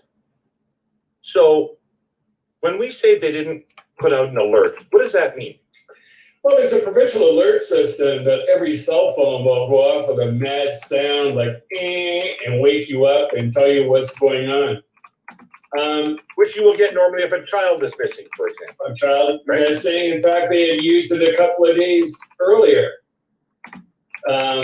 for an unrelated reason. It was like, whoa, it was a COVID warning. And it had come out on the Friday, I believe. And, oh, that was unique. We haven't heard one of those in a while. So they didn't set out any kind of alert. And when I started looking at this, a piece I did recently in the Halifax Examiner, started to look at what the timeline was. The RCMP gave 3 different timelines for when they arrived, when they got the first call and when they arrived, which is very curious. It's like they're making up a story and nobody can remember what the story's supposed to be. They're the police. They're supposed to know the facts. It's pretty well, you know what time the calls came in. It's all monitored. It's all there. They didn't know that. It's like they were fudging the timeline. So what happened? What were they? Well, the 911 calls would tell. The 911 calls would tell us for sure. Why don't we know that from the 911 calls? But they won't release the 911 calls. They won't release the 911. They won't release the 911 calls, and they've been basically hiding behind, we're conducting a serious investigation here. And this is the kicker, that they're saying that they're protecting the victims' families from any more trauma. And even yesterday, they said that we're protecting the shooter's girlfriend from any more trauma and stuff like that, which is bizarre. The issue is not protecting them from trauma. The issue is finding out what really happened here. I mean, when I started out, David, the first CBC interview I did on April 20th, whatever, I said, why was Heidi Stevenson where she was? She was by herself in a car. She'd been 13 years in the musical ride. She was a press liaison officer, school support officer, that kind of thing. She wasn't a hard-nosed cop. He had killed 18 people over the previous 12 or 13 hours, was roaming around Nova Scotia. They knew it, but their communications, they weren't even on a single channel. They were all on different channels everywhere. Nobody knew what was going on. She walked into it. When I did that story, I had the mayor of Lunenburg attack me for being this insensitive, terrible person. Some family members where I thought they were going to come and bust my door down because you shouldn't be saying this about our frontline officers, our first response officers. All I said was, this is not the way it's supposed to work. Now I'm at the point, like 10, 11 weeks later, all the families are basically on the same side as me. I mean, they're marching on the police stations. I had a call today from one of the family members at 8 o'clock this morning saying, I want to tell you that all the families support what you're doing now because we recognize that you're basically here to help us. Yeah, that's pretty evident. So let's go back to the timeline for a second. So I'm trying to get to the significance of this. So first of all, from the time the RCMP first arrived on the scene and did not issue an alert and did not cordon off the area, how many people died after that? Well, that's what I break it into two massacres. There's really 2 massacres that happened. In the first massacre at Portapique Road, 13 people died. It's evident that the RCMP were there at some point while shooting was still going on. The first officers went down the road a bit, saw there was a problem, bodies on the road, backed up and took up a position at the top of the road, which they thought was the only way out. Other officers congregated in that spot. At one point, tactical officers were involved, were there, tactically trained officers wanted to go down the road. A supervisor told them, you go down that road, it'll be your last shift in the RCMP. They didn't even try to contain this guy, attack him, find out what was going on. So we don't know how long they sat at the top of the road before they started to go down it. It sounds like it was quite a long time. Long time. Because one of the people, Clinton Ellison, whose brother Corey was shot, was hiding in the woods for 3 hours, maybe 4 hours. We don't know. But a significant amount of time that he had frostbite or he had some mild hypothermia. And he was being hunted by Wortman. Wortman had a flashlight, was trying to hunt him down in the woods. This is a memorable interview from the first day. Then the RCMP didn't do anything during the night. They may have conducted some searches of the properties, but the Amherst police, a nearby local force, were told, oh, this is a murder-suicide. Nobody knows where this assumption came from or why they had no idea where he was. He had gotten away. The next day, the second massacre happens. They know who he is. They know he's in a police car. All night, they're putting out alerts at 1 o'clock in the morning about this, but be on the lookout for him. Not hunt him down, not put up roadblock. Oh, if you happen to see this guy who's killed 13 people, give us a call. Do not approach him. He may be armed. That's basically what they were saying. To the public. To the public and other police. This is from the Truro police logs, where they're saying, be on the lookout for, oh, now he may be driving this. And finally, around 8 o'clock in the morning, they put out one and says, alert, he is in a replica police car and he's armed. Well, we pretty well know that because from the time he killed the 13 people by midnight the night before. I mean, it's just absolutely, like there's incompetence and then this is such a level of incompetence, it's Olympic caliber. I mean, you can't be that incompetent just on your own. There's something else going on.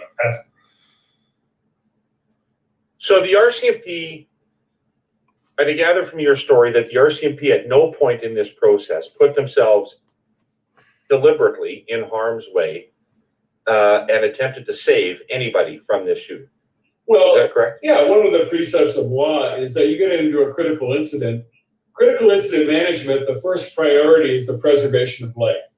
Be you a cop, any other kind of peace officer, a corrections officer, that's their operating precept. You preserve lives first. That's what you do. At no point in this did the RCMP try to get in front of Wortman and preserve lives. I've had one staff sergeant say, well, Heidi Stevenson did that. She tried to get in front of him. Well, I don't even know if she knew that was him, what was going on.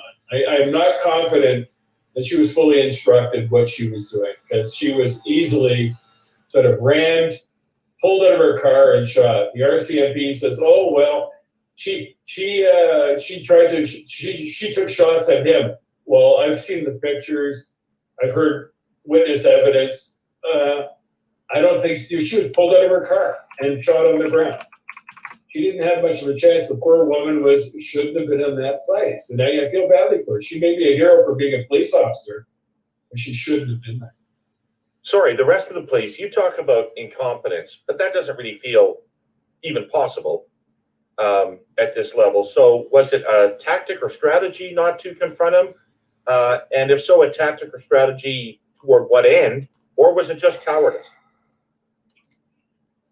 I don't believe it was, well, it's hard to know what cowardice is. If you said, I had there's a headline in a Halifax Examiner piece I wrote 2 months ago where it said the RCMP is cowering behind inside a cone of silence.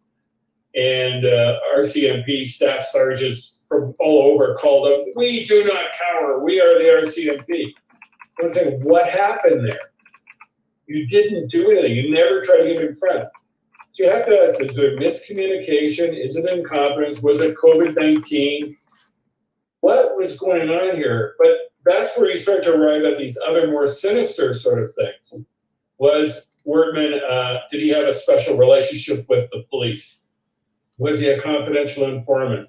Some suggest that he was a secret auxiliary policeman. There was some sort of relationship with the RCMP. And so I've been investigating that for 2.5 months while everyone else is looking at, as I call it, the monster story. how bad a guy he Yeah. is. And so I look at the police side of it, and then we've made some progress in that area. You believe he was a confidential informant? I don't know. There's all kinds of strange things that suggest. Police experts tell me that a lot of what has happened have the hallmarks of a confidential informant or some kind of undercover operation. And that what happened at the end of this is like an undercover operation gone bad. I had a call last night and this morning from a former undercover operator who said this is, to him, clearly an undercover operation gone bad. Because one of the things that when that happens, their manual is don't alert other police forces. Handle it all on your own. Try to deal with the situation and contain the situation. That absolutely describes what happened. Truro Police are a highly trained force, small, like 36 members or whatever. They're 20 minutes away. They were never called. Amherst Police, same thing, 24 members. They were already geared up, ready to go. Never got a call. But the RCMP were bringing in members from Moncton and Fredericton to come and deal with this, an hour to 3 hours away at speed. And why? What's in New Brunswick? Well, there's Mounties, so they called in Mounties from New Brunswick. Oddly enough, they didn't call in the helicopter the Mounties have in New Brunswick, which is in Moncton, which is probably 15 minutes by air to Portapic Beach because it's just across the water. The whole situation here, and it's never really been discussed in the media, but it's where the story, I'm confident where the story is going to go. And this entire operation, if it was an undercover operation, was being run out of New Brunswick. And that Wortman, my suspicion has long been that Wortman is an asset of the RCMP in New Brunswick. We're sort of flying under the radar here while Nova Scotia and Ottawa take care of this thing. So that's a complication that hasn't been explained yet. Where does the money and the Brinks trucks fit into this? Well, Stephen Marr from McLean's, who I've worked with on this story and continue to work with, Stephen heard that from a source that Wortman had received $1 million shortly days before the shooting and had it delivered by a Brinks truck to his denturist office on Portland Street in Dartmouth. Subsequently, I heard from another source that was $500,000. And no matter how we tried to track this down, we couldn't locate it. So I did some of my performance art on radio and explained the problem. And the next day I got a call from someone saying, it was actually $475,000 and there's videotape. You can imagine my delight. So right. How do I get the videotape? It took about a week of negotiation. No money changed hands. And I eventually got the videotape showing him getting the money from a Brinks depot in 19 Nilsley Avenue, Dartmouth. So in cash? In cash, $475,000 in $100 bills. And he got that money. And then the RCMP, we asked them to explain it prior to publication. And 2 days later, we did a story on how the money was routed. That it came through CIBC in Tria, which is the ATM stuffer for the CIBC bank and does that kind of money movement. How do you get money out, put it through in Tria, pick it up at Brinks?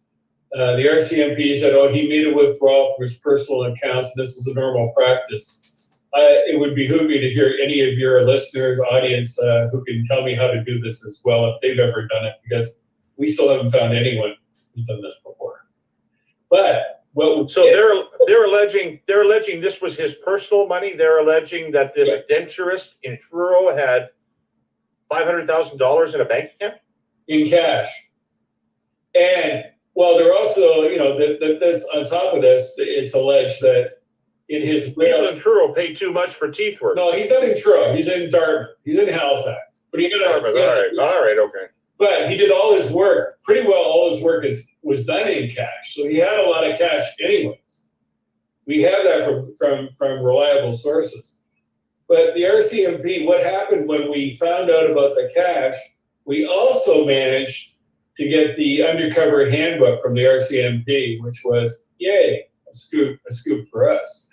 Because in the undercover handbook, what it said was the RCMP can lie about undercover operations to everyone except a properly empaneled judge, which is important in the telling of this future story.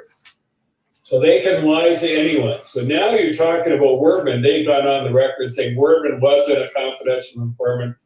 Curiously, Superintendent Darren Campbell said at one point, words to the effect, we could find no evidence that he was a confidential informant, which is what I call the Ted Bundy defense.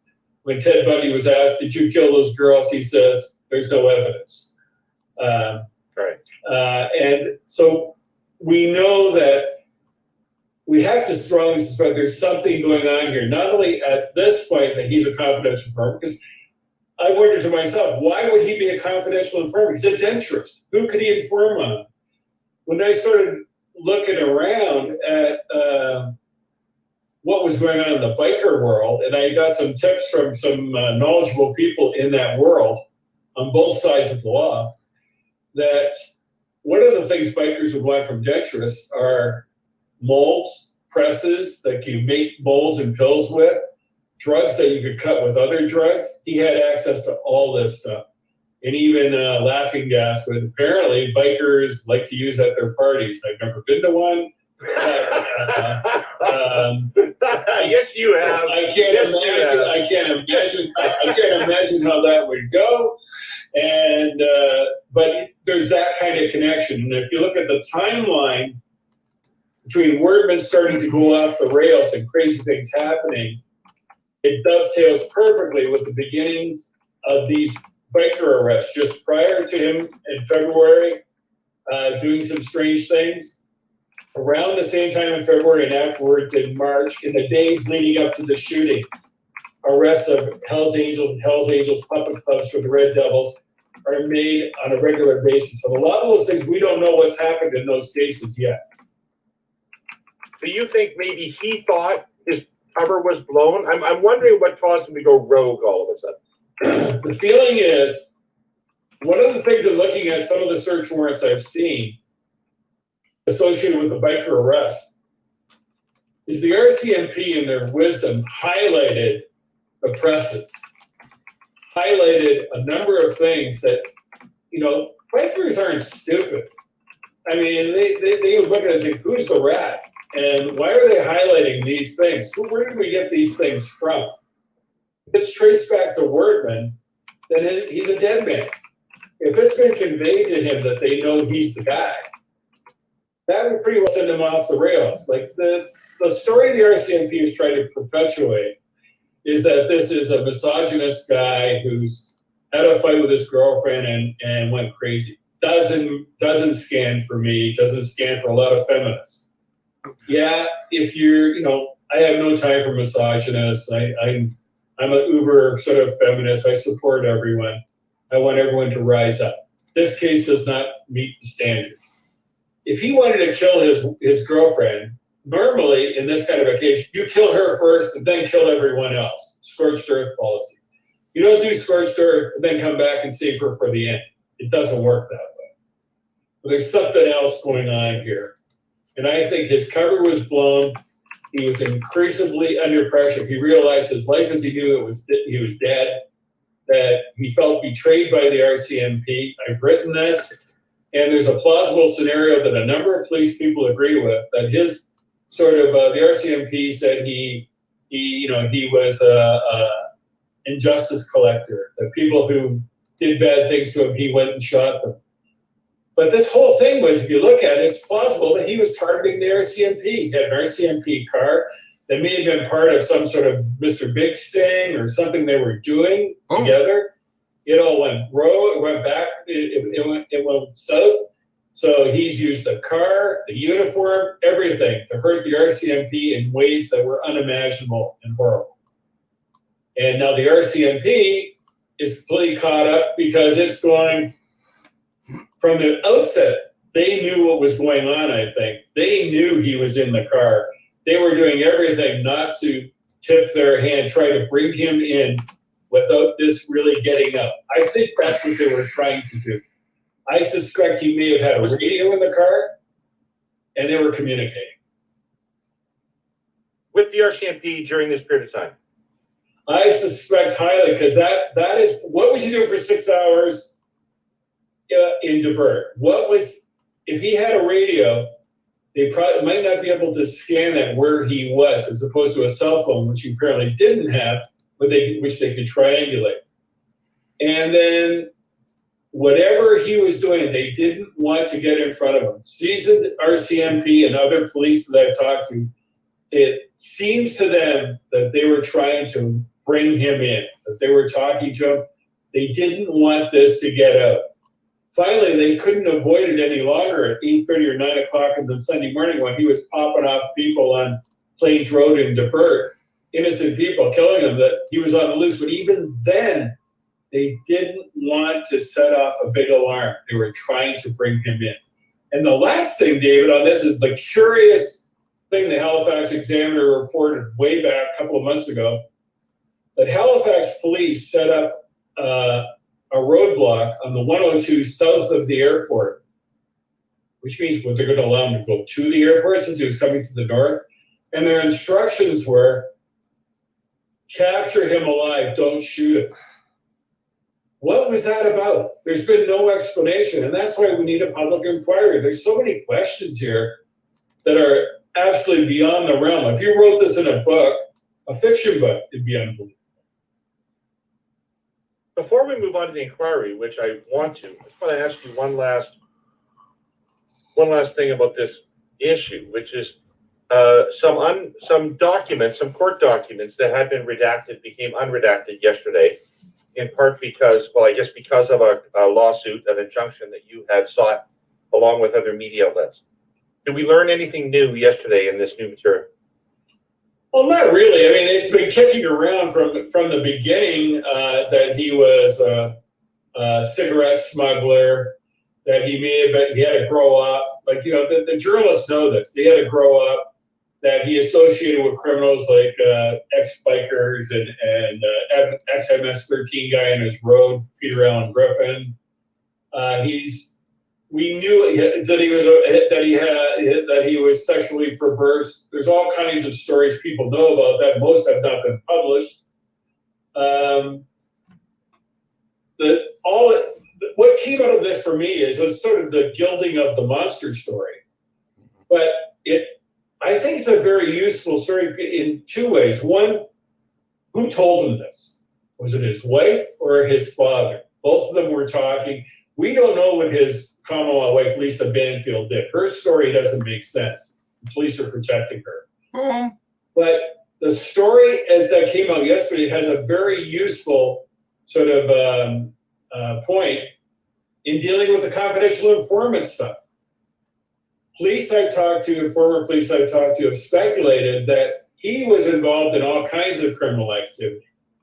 He got caught probably bringing stuff across the border because he's regularly bringing stuff in from Maine. I believe he had a property in Maine, he had a post office box in Maine. He probably got caught doing something. The police jammed him up, said, you do this, or you're going to jail. They turned him into a CI or some kind of informant. And that led down the road to where we are now. So what they told us yesterday actually fits the CI story, if you look at it that way. So I would expect that if I phoned the police, phoned the RCMP and said, listen, my neighbor is killing people and burning them, and he has secret rooms in his house and a stash of weapons on his property. Then they would put out a tweet with a cat. And then they did nothing to investigate that, and then he subsequently killed and burned me.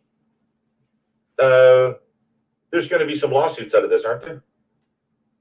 Well, there's going to be lots of lawsuits. I've talked to the lawyers recently about what's going on. They're quite delighted in their own perverse way about what's happening. But the story yesterday, getting back to the story yesterday, you just actually twigged something in my memory. They said he had all of these things going on. He was burning bodies. He was doing this. He had secret places. Went on and on and on. Lindsay Jones, the freelancer for the Globe and Mail, showed me pictures, photographs, like 30 or 40 photographs she took of the properties on Portapique Road and Orchard Beach Road after the killings and before they were bulldozed down, showing the things from everyday life all around the property, etc. It was burned out, but a lot of it was still okay. You could see it. Things around it. Nothing. It didn't even look like it had been investigated. And then they bulldoze it all down. Why? Look at previous cases like the pig farm murders out in BC or Mayerthorpe or whatever. Bounties went to spent a year digging for bones, digging for this. This they bulldozed down right after and let reporters wander around the property beforehand. Tell me, do you think this smells? Didn't clean it up. Right. Yeah, you got it. Okay, so that gets to accountability and transparency. So instead of setting up a public inquiry, the federal and provincial governments decided to establish an internal review. And that's all melting down now, so we'll get to that in a second. But can you just quickly tell my listeners what the difference is between this review and a public inquiry? Well, a review, you're not allowed to call any witnesses. You have no real powers. You're basically, it's a whatever documents are given to you, you review and make sure procedures are followed correctly. A judge is at the head of it, Mr. Justice McDonald, but he has no more powers than you and I have if we were running the inquiry. Curiously, you have Anne McClellan there, former Justice Minister and advisor to the Prime Minister, mysteriously appointed to this. I have my suspicions about it, which we'll take about her, which we'll take another complete show to talk about.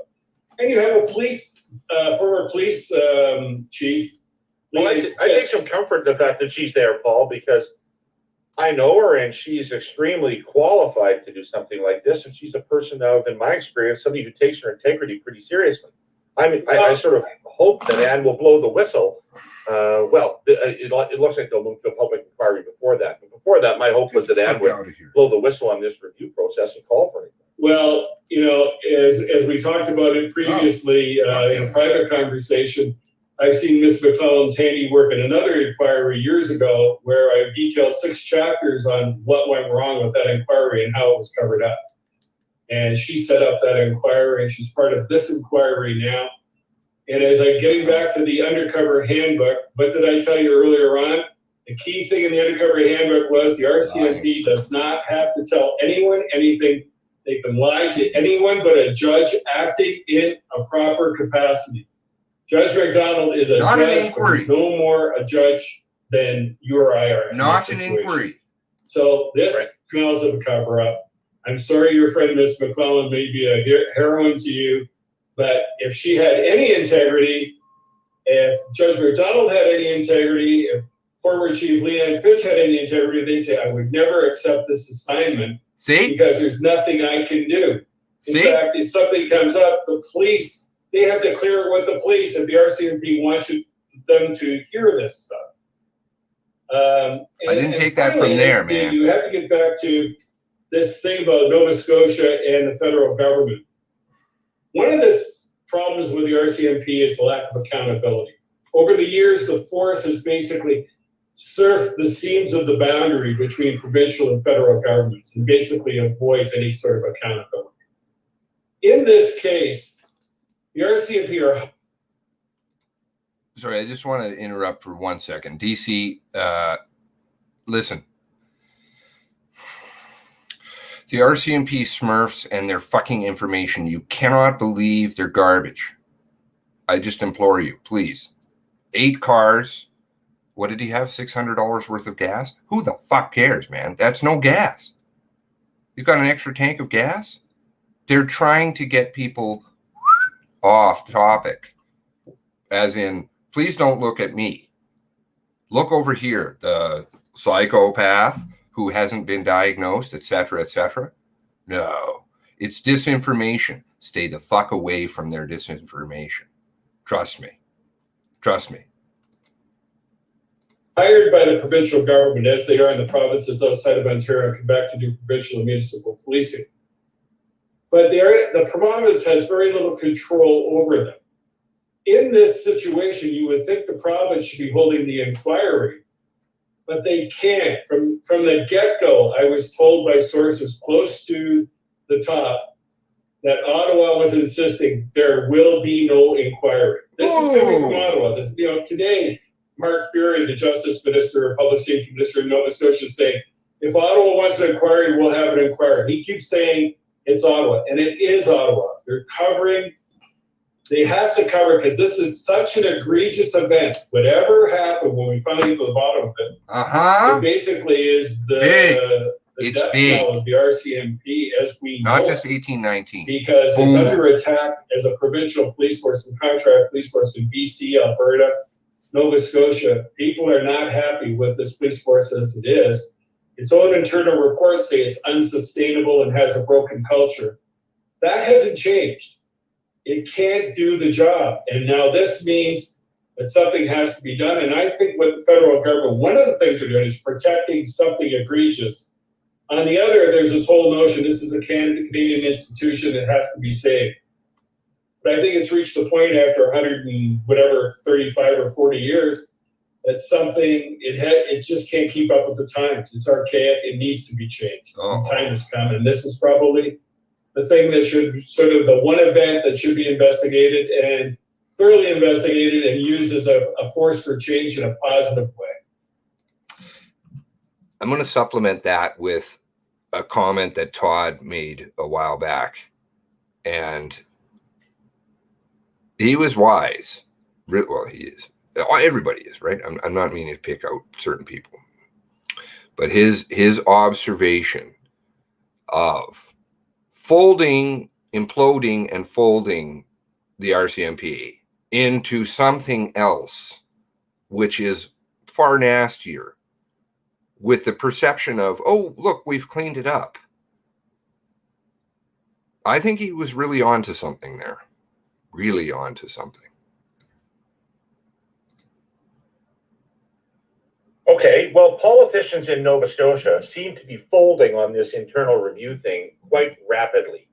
The Liberal caucus members are showing an unusual amount of independence suddenly on this point, the federal Liberal caucus members. And as you said, the provincial minister has already said he would prefer a public inquiry. So it seems that that's the way it's headed. Is that the sentiment in Nova Scotia? Is this, I know that people are demonstrating in the streets, but is this... Go higher. Is this, you talked about the end of the RCMP, is this something people in Nova Scotia are quite... He's just a puppet. I think that it's really has grown. I've sort of been, when I started doing this, I was alone. I was actually very fearful for my safety. And my whole, and in COVID, you have to, just to look at this, the COVID thing has caused a problem because there's no media here. Nobody's traveling here, so there's no one here to do the story. I'd be there. So I've taken it upon myself. Stephen Marr from Maclean's, who's from Nova Scotia, has taken it upon himself basically to be here. And we're trying to get it out. And it's slowly built. Now there's all kinds of people coming on side. Road trip. Steve and I coming to a theater near you soon. Boom. And they're seeing the fraud of what the government and the RCMP have done. They've sort of taken this position that, we're looking after the families. We're the tender, gentle, feminist. We want a feminist view on this. And domestic violence is terrible. And everyone sees through the ball. And it's growing. It's pretty hard to sustain that when the families are demanding the inquiry. Well, they weren't at first. They were going along. Now you have the families marching on the RCMP office of Bible Hill the other day. I think the message is getting a little ugly, that I think the government and the police are getting to see that, geez, people are a little more, how should we say, woke on this, for lack of a better word. And I had a conversation this morning. The husband, Nick Beaton, who's leading a lot of this, I never talked to him until this morning. He called me at 8 o'clock this morning and said he wanted to just tell me that, he thanked me for the stuff I had done. I said, there's no thanks. I just do what I think is right. And he says, I'm not giving up. And I want more and more people involved. And I think that's what they're up against. There's a determination now that they're not going to be bought off. They've lost loved ones. They know that he said this, it was really important, and I've heard others say it. He said at the beginning, the RCMP seemed like the nice guys, and then they just basically treated us like trash. And we can't get anything out of them now. And we think he was a confidential informant. They're hiding this. We want to get to the bottom for not only for us, but for the people of Canada and find out what really happened. Bigger. So I think the politicians have a problem. Much bigger. And you actually think this may result in Premier McNeil starting to set up a Nova Scotia police force? Well, it's hard to do. I think it's going to come about no matter what. The RCMP cannot sustain itself. This is inevitable. I'm told that the provinces don't pay the full freight for the RCMP policing. Is it too expensive to set up your own police? Bang! Well, it is somewhat expensive. They're doing it in Surrey now. They're going to plow ahead in Surrey and take the initial hit because You guys are the good? RCMP gives Yeah, you a 10% discount for municipal policing and 25% discount for federal policing, but you get what you pay for. There's rampant allegations of under-policing throughout the province, including in Colchester County where this happened. And then the RCMP plays games with its police. It's uncooperative. It's not accountable. The government can't do anything. The government can't even find out who's running the force in any given town. They can't find out. They won't cooperate with other police. The RCMP, this is one of the great sort of jokes about it. The RCMP considers itself a superior police force. When anyone in policing in Canada knows the municipal police forces all do a better job and are safer places to work and are much better at it. But you name the RCMP, you know what they call the police in Truro and Amherst or Leduc or any of those places across Canada, the municipal police forces? Leduc, I think it's RCMP, I take that back. The clown police. They're the clown police and we're the RCMP because we know how to do it. Well, hell, I've just seen what happened in Nova Scotia and they clearly don't know what to do. They're not incompetent. Can I just take a couple of steps back? I mean, you have devoted substantial chunks of your life to researching the RCMP. You've written 3 books on this subject. It's fair to say, I think you've emerged from that with a fairly jaundiced view of the force. Aside from the Nova Scotians, what is behind your view of the RCMP? What is your view of the RCMP? Well, I think that the RCMP, I feel badly for the members on the street because they're working in a system that is unworkable. It's not a very good system. They'll tell me about it. I'm not jaundiced so much as I'm frustrated by the fact that, you have Canadians across the country who refuse to see this force for what it is. If you look at it critically, you'll say, this does not work. This is the proverbial camel is a racehorse designed by a committee. It doesn't do the job. But people, they'll say 80% of Canadians support the RCMP, which I have said in the past is based on fond memories of the musical ride and nothing else. People who are policed by the RCMP see it quite differently. And if you took a survey of people in the communities where the RCMP police, it wouldn't be 80%, because you got all those people from Ontario and Quebec who have no idea what the RCMP is. So I don't hate the RCMP like they would like to say. I'm concerned about the public interest. And the RCMP, I've been arguing for years, is dangerous to its own members, and it's dangerous to the public because of the way it operates. That's what I'm saying, and we need to fix it. And politicians have to wake up and look at this force, what has happened to this force. And the key thing that's happened to the RCMP, beginning with the MacDonald Commission, back in the early 80s, is politicization of the force. So the force now has become this cumbersome, unresponsive, upstairs, downstairs kind of police force that doesn't make sense to the modern world. Things have changed. And they still think they're the cavalry. They're regimental. They think they're the army. They're not. In a modern society, we need a better kind of police force. And now with all this pressure going on to reform police forces, it's the proper time to do this with the RCMP. What's the leadership of the RCMP like?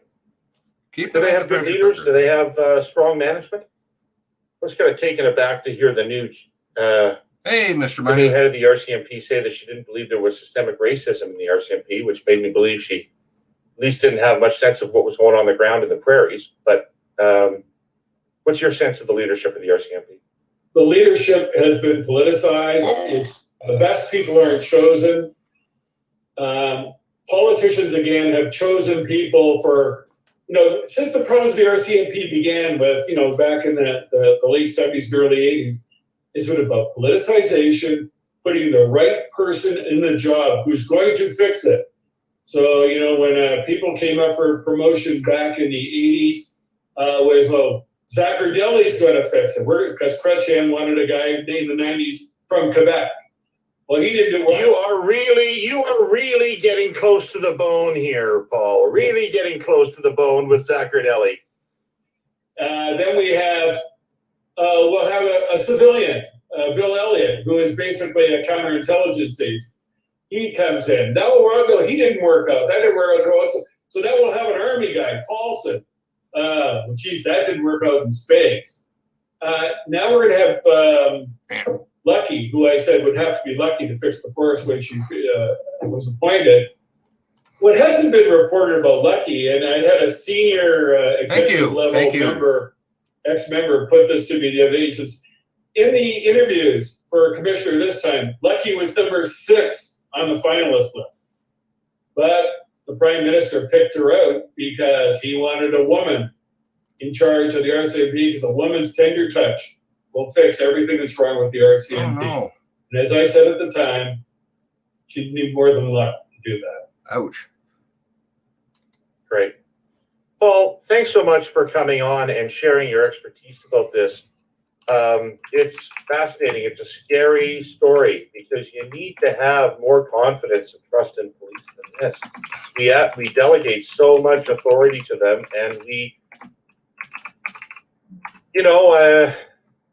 to quote a few good men, they're the ones that are on that wall. We need them on that wall, but you got to believe in their processes and in their good intention.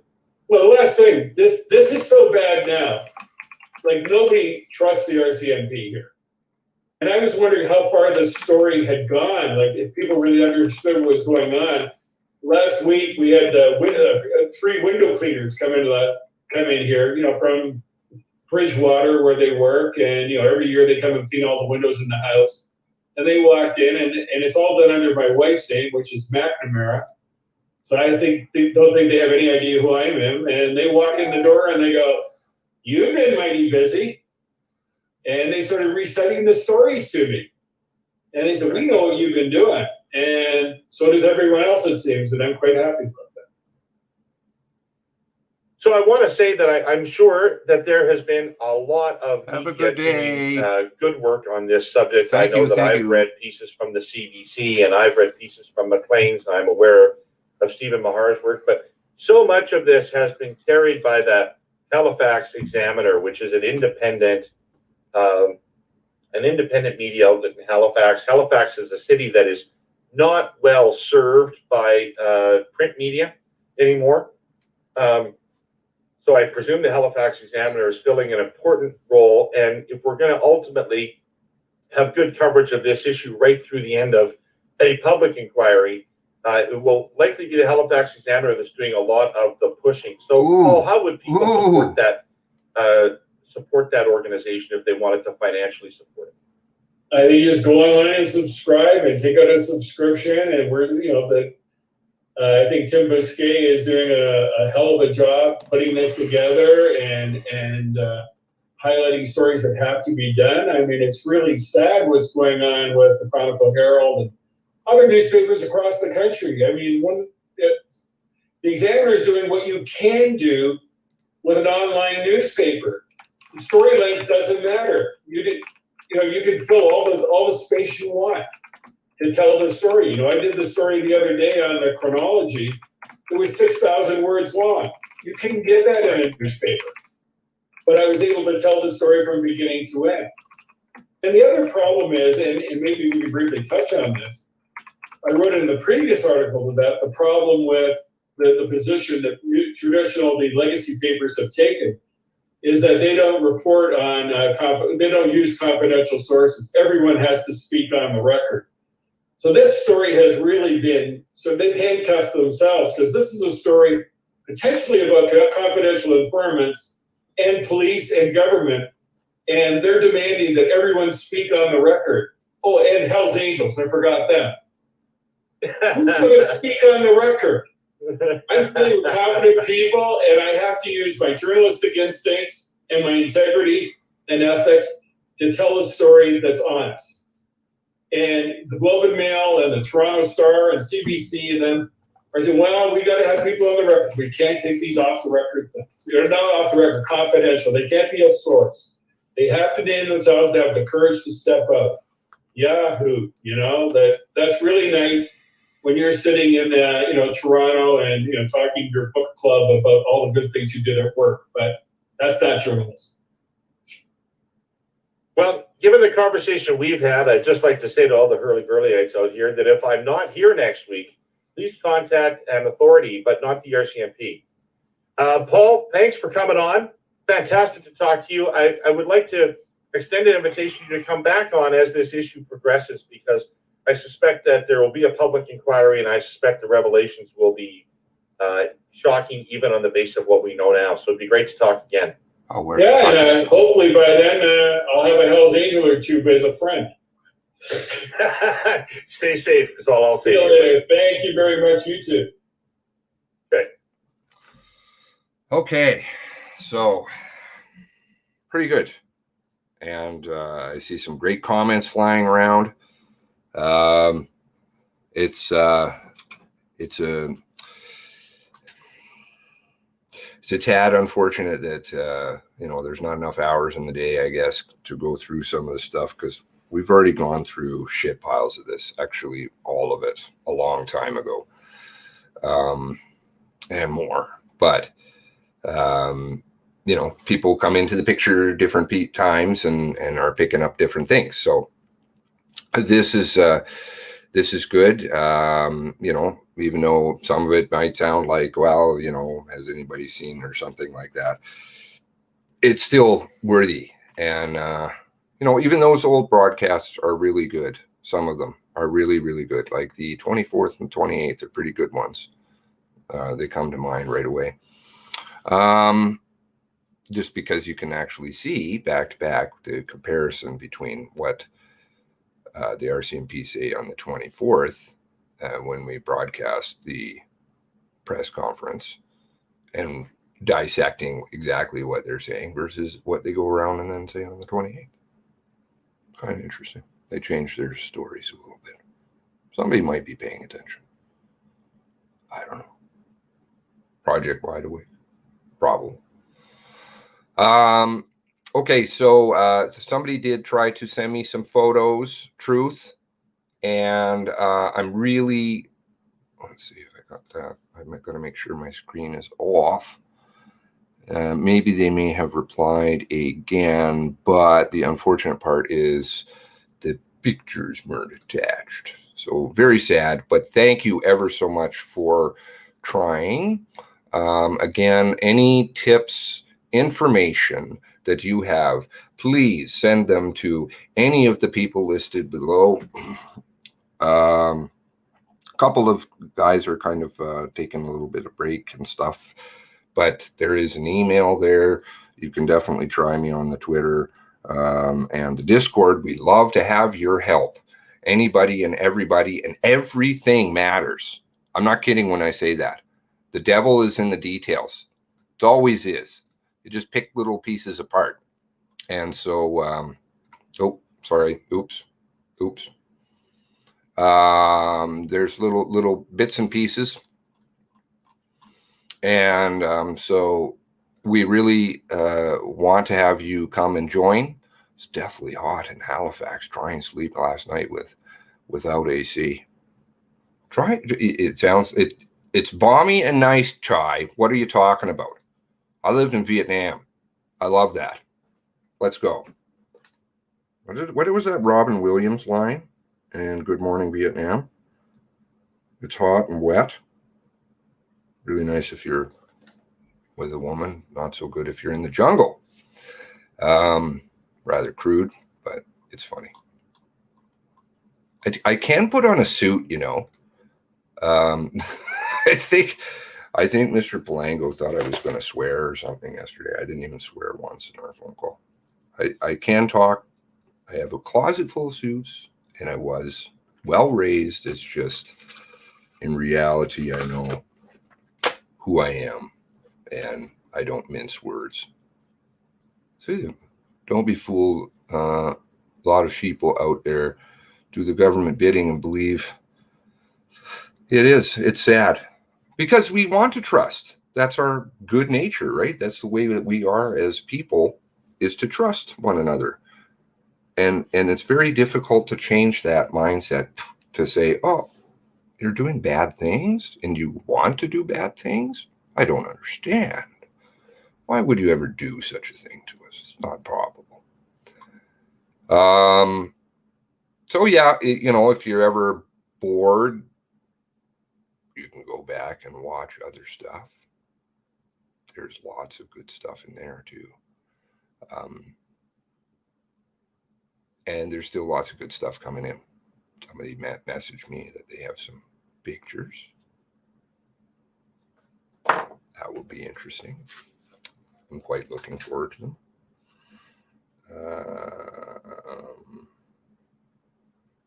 Was there anything else? I got a lot of stuff on in the background running there. Wondering if I can just answer some of these questions on here that they had. You great folks have. Let's see here.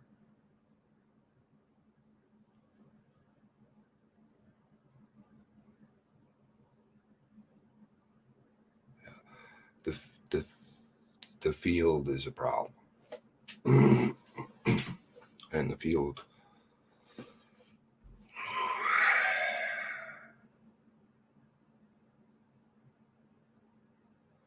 wow, I don't know if I can talk about that. Things get sent to me and they may not be what I think they are. And it's really tough because I know what's going on. I just keep looking, watching, and that's the discerning eye that we all have, right? The logic, the gray cells. Use it. And because there is a massive campaign to steer people, and it's very intentional. It's very sad to watch because that's evil at work, true evil. Why is nobody holding RCMP accountable for returning? They are. Sorry, Maya. They are. They're getting sued. One of our friends, Molly, and her family is suing, and that's one of the pretenses that they're suing on. Obviously, it's secondary to the fact that their mother died needlessly because of their incompetence. Not incompetence. Their intentional cover-up as it was going on. So they just threw people under the bus as it was going on. And I know that's a difficult one to wrap the head around. People want to see a plethora of mistakes. But when you have a lot of mistakes, constant mistakes, put it together. They're not mistakes. They're intentional. If you can prove these people lie to you all the time, lie to families, right to their face, And I'm not saying that me. I'm saying that from family members, plural. Lie right to their face. And they're like, what are you talking about? No, we know it's opposite. You don't have the right to ask questions. Sorry? Who has the right to ask questions? Oh, that's right. Nobody. You've got to go along with the plan. Sick, man. It's sick. It's really sick.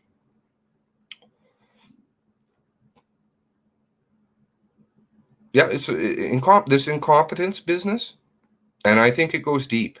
It goes into the things like we will have And maybe I'm being, kind of the tin foil stuff going on here. Maybe. I don't think so, though, given the track record and shit I've seen from the RCMP.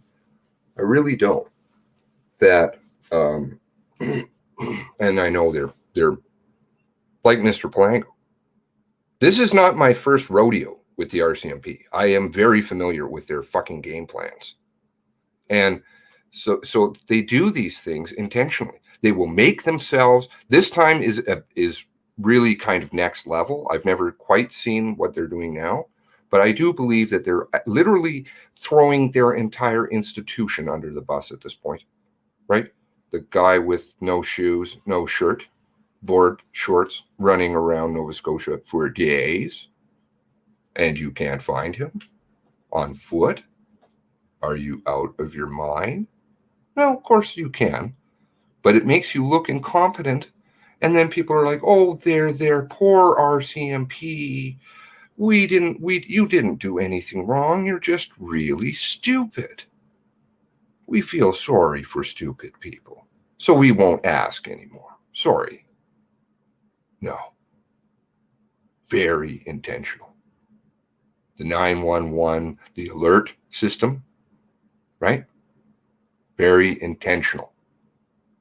The alerts going off for construction sites and all kinds of bollocks.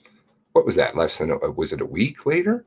Oh, we know how to use it, by the way. Well, they actually knew how to use it was it twice or three times on the Easter weekend?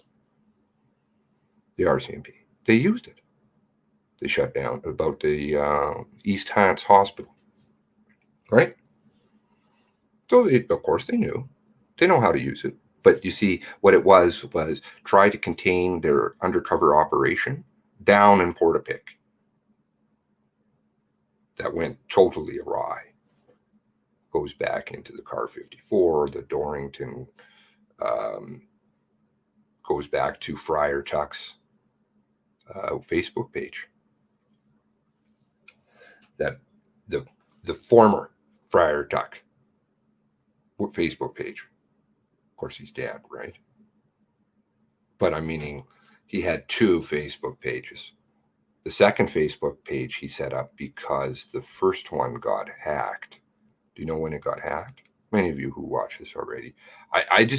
It's a lot of trying to get so much information into concise amount of time. I can't. That's why there's fucking, probably 150 hours of live streaming I'm doing. Some of it's very repetitive, but some of it I will say new things, and other times I won't talk about it. So then if you just watch one, well, you miss the rest, right? So that's makes it hard.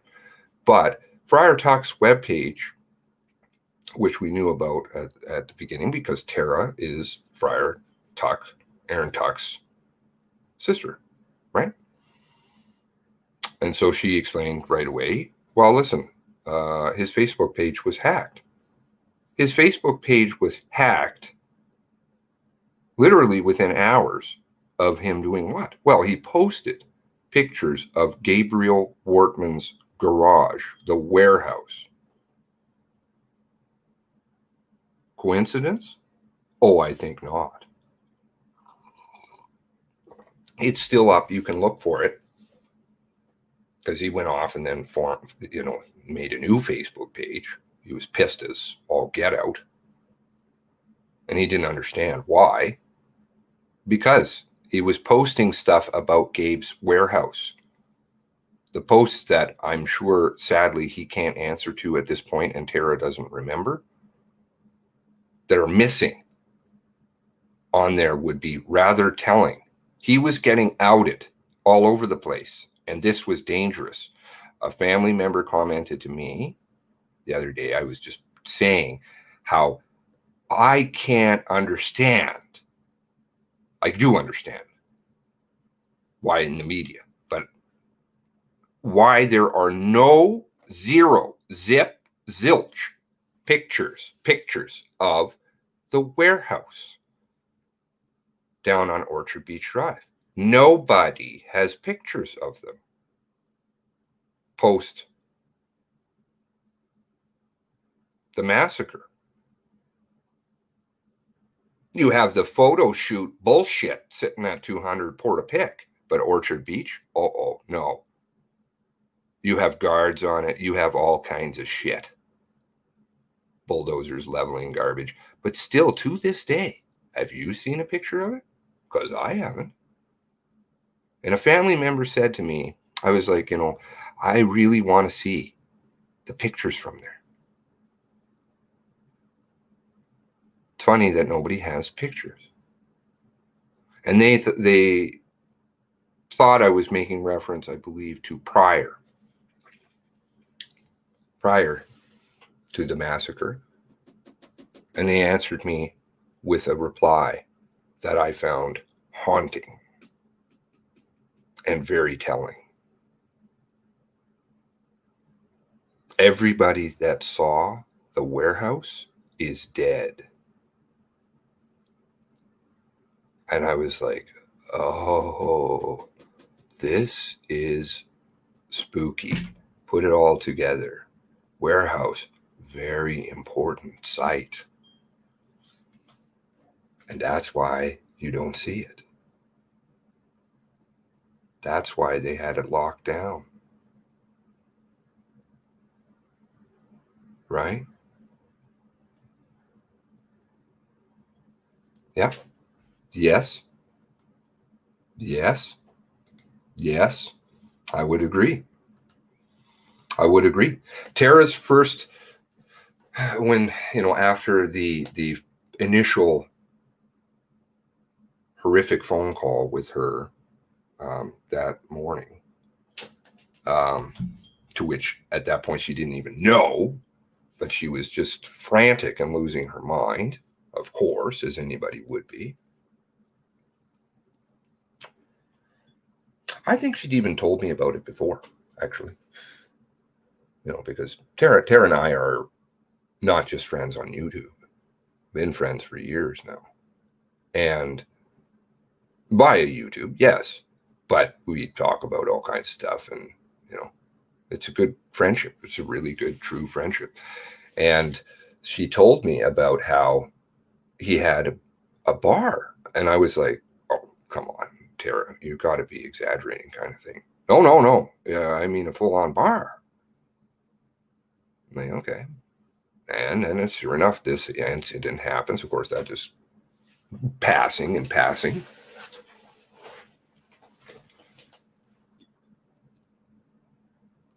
And then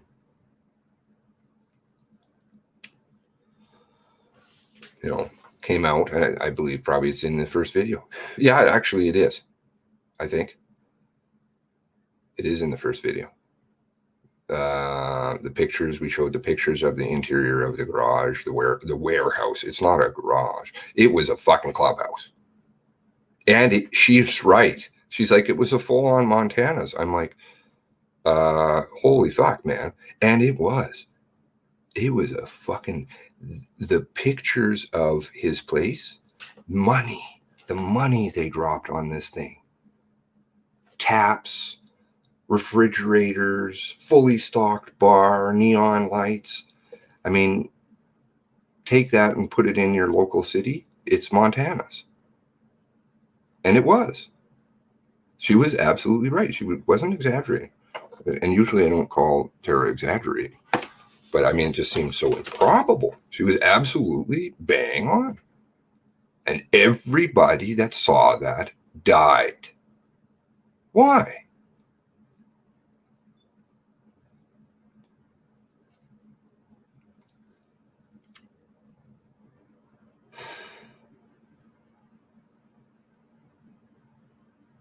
Ground penetrating radar. There is a lot of stuff going on in the background that the RCMP just don't want you to know about. Don't want the families to know about.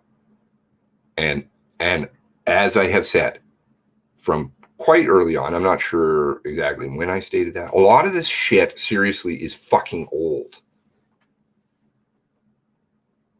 When that first phone call came in, how many times have I fucking said that? That first phone call came in. The war room of the RCMP went into action. The PR firm went into action. And it was all about covering themselves and their actions and their operation and their operator, in my opinion, out of New Brunswick. The New Brunswick component is newer. Because that's what they wanted to do. They didn't want people. So as soon as they got that phone call down there, they're like, what the fuck? What do we do? What do we do? Phoning Ottawa. Okay, what's going on? Lucky's like, oh my fucking Lord, what do we do? Okay, don't worry. Don't use the alert. Don't use it. Use the Twitter. We can try and bury stuff. Just tell them, even though you see lots of bodies, it's complete fucking war zone down there. War zone. And it was. I mean, I made that little clip for the, I wish I should, if I had more time, I'd go back and do videos because they'd be like videos. Short, concise, boom, boom, boom. But the kitty cat rolling around for an hour. And the fucking, there's gunfire, there's explosions, there's dead bodies, massacred all over the road. And that's what they told people for an hour on the Twitter.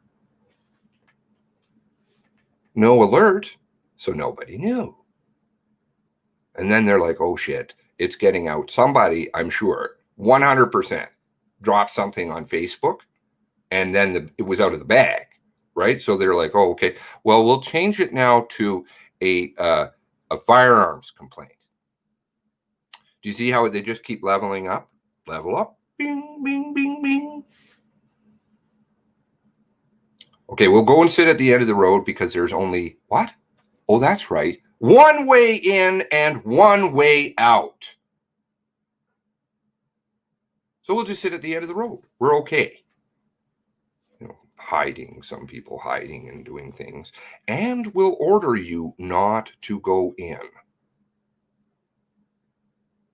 Right? Brown loop, my ass. That's a brown. I can think of something that's brown. And I put that right in the same category with the brown loop. It's a bunch of shit running around. So, okay. Now you got the road sealed now. Just let him run amok. Fido, fuck it, and drive on. Lots of people died because of that call.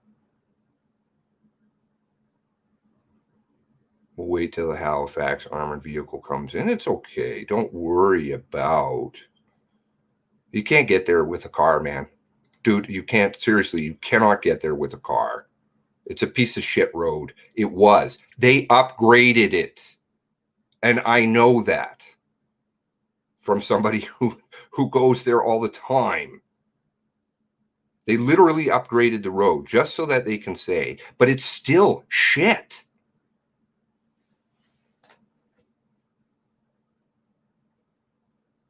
Still shit. You got a shit road at the top there, which is chained off.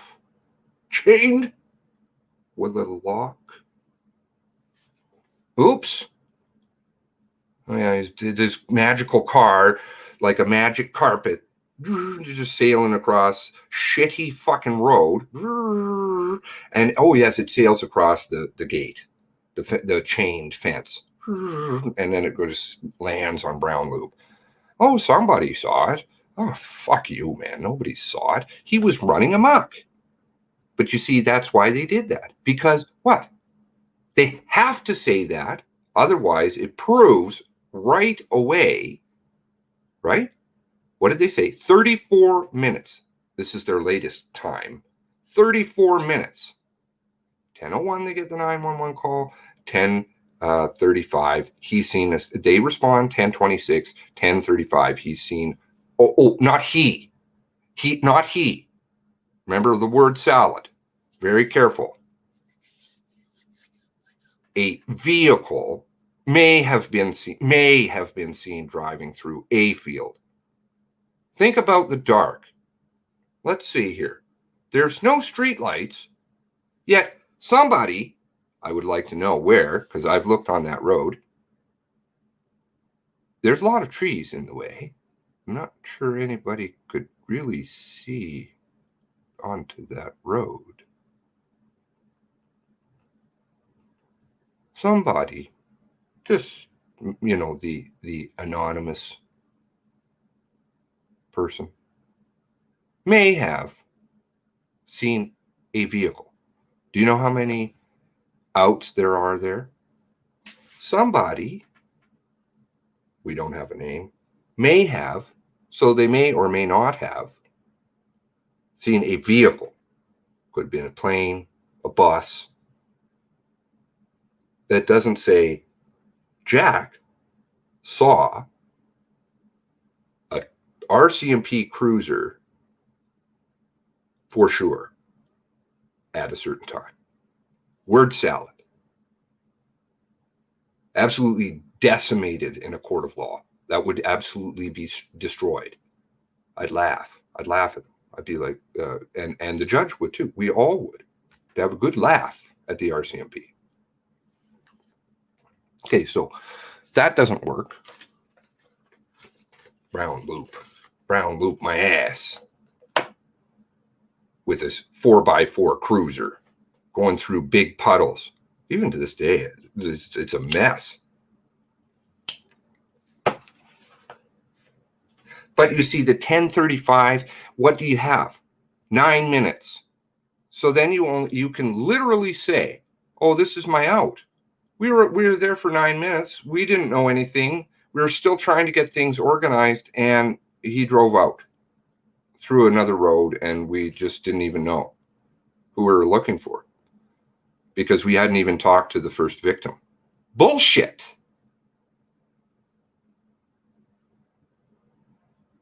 You know why they say that? 10:44 was the EHS call for the ambulance for the person, which I'm not going to name, who had a bullet in his jacket, which suddenly just disappeared. Right. He thought he'd keep it just to show people.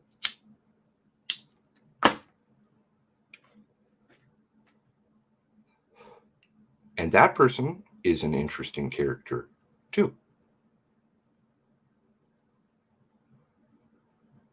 But he lost the bullet somehow between warrants. Different warrants. Oh, I have it. It might be in the car, and then he doesn't know where it went. Right.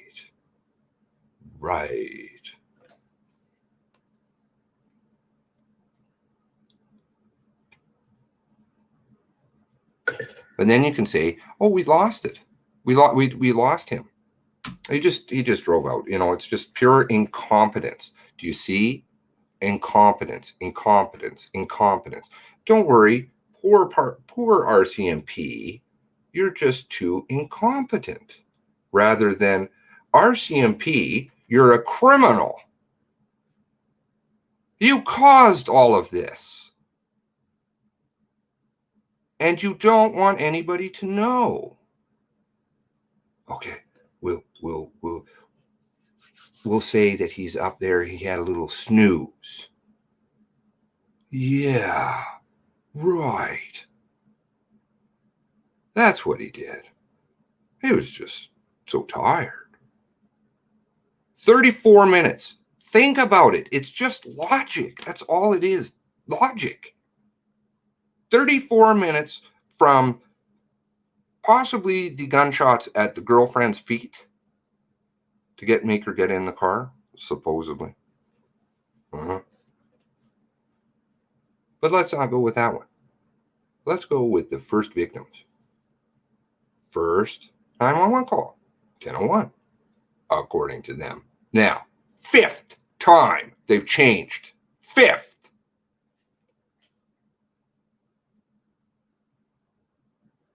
They just craft the story, craft the narrative to fit whatever. It's like the, surveillance photos with the timestamp that are shit anyway.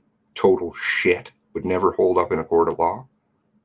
With the, the camera's wrong.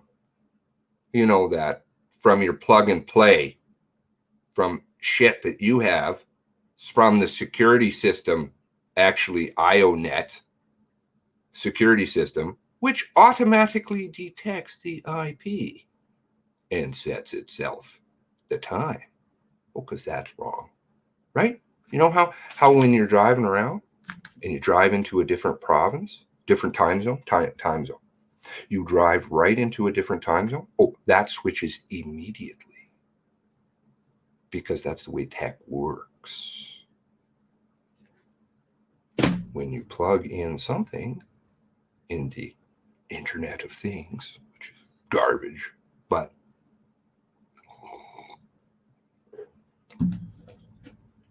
Internet of Things automatically detects the time. But don't worry, the RCMP, no. I always see that line. I've played it many times in that video. Abdi. I'll play it again because it's fitting. You'll have to give me a moment. But it's not from this case. Oh no. It's from Quebec. And these aren't the only ones. You've got Mayerthorpe. You've got the tasing incident out in Vancouver. You've got the the Picton. Hello. These people are way criminal. Because you don't matter. You don't matter. What the hell was it?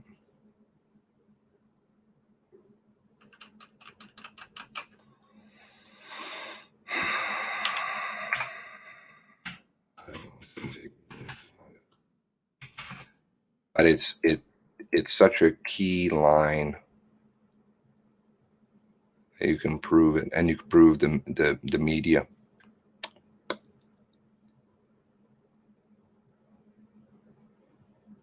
And their complicity. The CBC, in this case, it's just the CBC, but it's not only the CBC. I found many instances, and one of these days I'm compiling them, but they're here. They're here. Of all the different times that they change shit. Even like Lindsay Jordan or Lindsay Jones, Golden Mail. She's like, oh, I didn't know about that. I'm like, oh, it's not to say that I'm a know-it-all. I'm not. I don't know very much of anything, but I know a few things. Fuck me. Where is this? Black cube.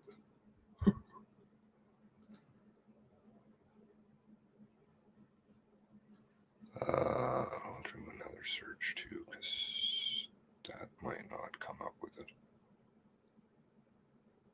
It should, though. Actually, you know what? I think I still have it on my channel. Do I? All my nice little good videos in private. I have to, otherwise they will get rid of me off of YouTube. Sad.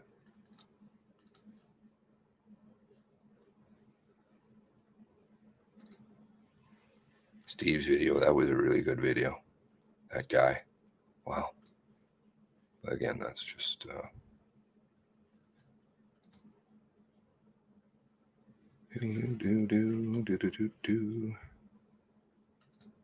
50 per page. Doodle-doo-doo. Next page. Removed. Oh, Jesus. Looking at my videos is like, because there's nothing really bad I'm saying, but they just don't like people saying what I'm saying. Removed. Where was it here?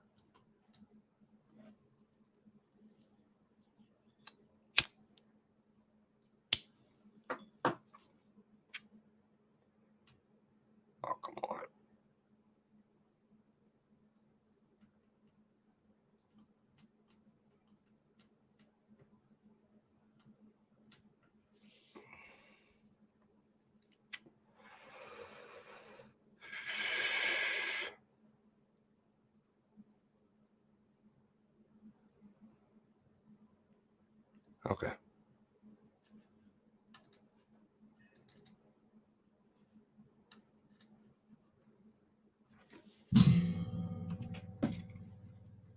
Masked, and they shouted Allah Akbar.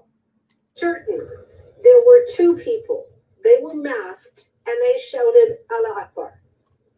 Yes, ma'am. Yeah, it's Bad Boy South, niggas. Yeah. Ball and G. Yeah. The moment you all been waiting for, collaboration. Come on now, let's go. Let's go. Stop. Let's go. Let's go. Straight from the underground, fat boy from the mound. Spit it how I live it, keep it gutter. That's how we get down. I wanna see you get it from. Let a nigga know what hood you from. Everybody with me drunk as fuck. Break it down and roll it up. Bag it up. A girl like you, a nigga like me can't pass it up. Rolling by, looking good. Put it in reverse and bag it up. Archive. Let me make it clear what you got right here. They broke the mold. One of a kind, fat boy with a gold mouth. Hard to touch. Sorry to tell you. Band article. Hard as a style and G. Part of the streets. The streets are a part of us. Lay it down. Please remember games. We don't play them now. Disrespect. Please remember stains. We gon' stay them down. Bust a nigga head. Smack a hoe. Shoot the club. Bust a nigga head. Smack a hoe. Shoot the club. Bitch. Nigga. Bitch. Nigga. Bitch. Nigga. Bitch. Don't want trouble. Next.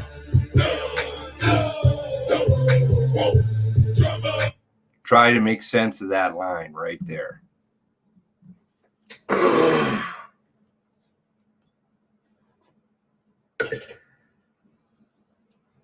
That's called cognitive dissonance. Right there, right in front of you. Abdi is convinced he saw two shooters. Just like multiple people were. Police who weren't there say there was only one. Do you know who the police were? Do you know who the police were that ran that operation? Oh, that's right. RCMP. Funny that. Sound familiar? They just tell people what is. Clinton Ellison says I'm in my home with my dad and my brother. And my brother goes out and I find him on the road after I go out after him because he went to go and check fires. Oh no, say the RCMP. 20th RCMP warrant. Howerlock swears by, right? Swears by. Oh yeah, no, he's out on the beach. They're walking together. And then Wortman came across him. 22nd. He's in home. Who says that? Well, that's Clint Ellison says that himself. I'm at home with my dad and my brother. He didn't know about the warrant, of course. The warrant came out after. Oh, Seamus, you've just got it mixed up. Actually, that was his sworn statement that they were using. Oops. So you say what he said on the 20th was wrong. What he testified to in person that we know to be true, as in, it's not the RCMP's lying mouth that's saying it, right? He says, oh no. That's 22nd. What do they do on the 24th? Oh, they swear out another warrant. Yeah, they were walking down the beach. Really? Look at the line. It says it all right there.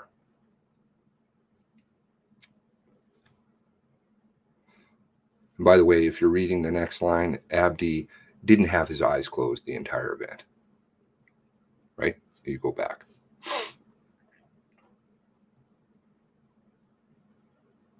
How can somebody who's not there tell somebody what is or what isn't? They can't. That's called gaslighting.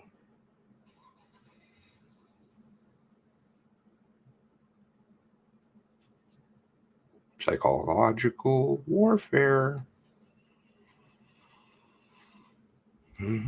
Everybody. I'm not going to wade into that pool, Todd. I'm not going to wade into it at this point.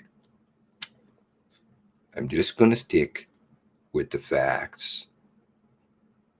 If people are entertained enough with my message, which isn't like, oh, I pick up something else that somebody else says, though I do in this event, funnily enough, because of you. But lots of stuff just come up with on no, right? Or discussions with Steve or Adrian or Tara. And just reading. And great people on the Discord. And dig up shit long time ago. They've been doing it to you for a very long time. This time, if, and I underscore, if you hold their feet to the fire, continue. Because this momentum has to keep building. It cannot stop. That's their next ploy. They think 3D chess, literally. What do we do here 2 moves down the line? And what are going to be the possible outcomes? And if it's a negative one, how do we steer that? So that we, the RCMP government, who's being fed orders from above, get the desired outcome. Oh yes, we'll have the public, if people get really pissed off, we'll do a public review. And we'll handpick the people. And we'll compromise them. They already are. So we'll use them. Oh, okay. And we'll also use the feminist side. We'll spin that in so that we take the heat off us. It's all about psychopath, the articles, the plants, Brenda Bow Forbes. Don't believe me? Go through and find how many people say this. It's a very small cast of characters. Very small. Because if you have a bigger cast of characters, well, then the story falls apart. You have to keep it very small. In Quebec, I think it was 7 characters. I believe I have a folder of all of them. So they do the same thing. And they spin a narrative.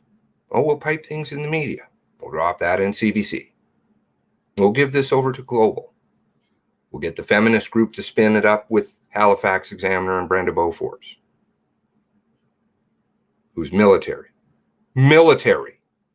How afraid do you think she is? And her husband, military.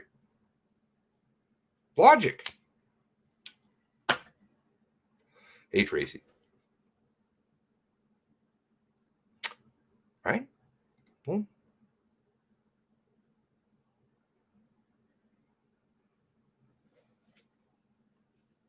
Anybody who says anything dissenting, oh, we'll delete that. We'll change that. CBC article, Wikipedia, Macmillan. How many events? The CTV. How about, here's a good question for you. How many of you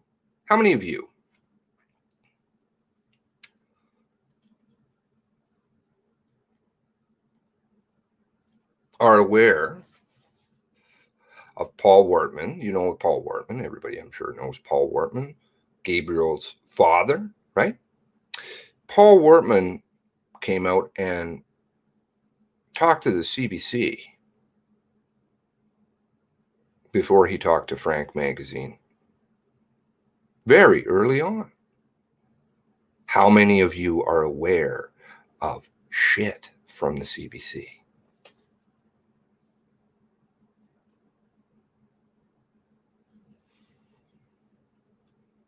Not one word. Those CTV interviews, very clipped and then nixed with the witnesses. Gone. And heavily edited, the ones that are left. Because people actually did speak at the beginning. But you can't have that. You bring in things like mental illness. So Corey Ellison changes his story. Not saying that Corey Ellison doesn't have some issues. He does. I've heard about that from different people, and I believe it. The world is a fucking terrible place, and lots of terrible things have happened to him. But in his Facebook video, right, the one, I don't even know if he still has it on, the one that he totally changed his story and said, I love the RCMP. They did a fantastic job. You know, the 1 minute that the CBC deleted, if you go to their page right now, okay? Let's go to my page.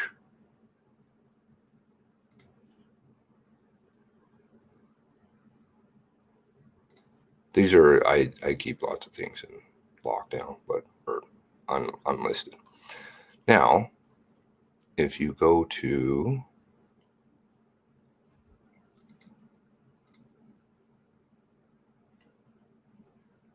Bo,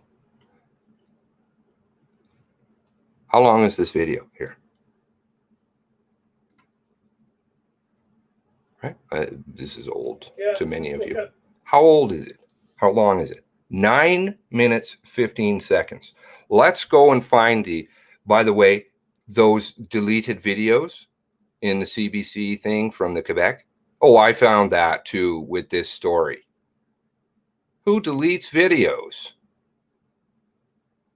Isn't the idea to bring the story? Or is it to spin a narrative? Let's go to CBC, Nova Scotia. Shooting. Okay. Now let's go to playlist, right?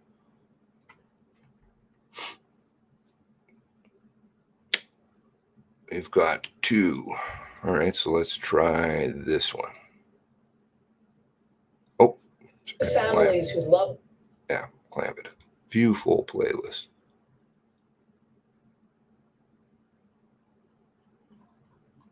They've deleted them now. I think I pointed it out in a video.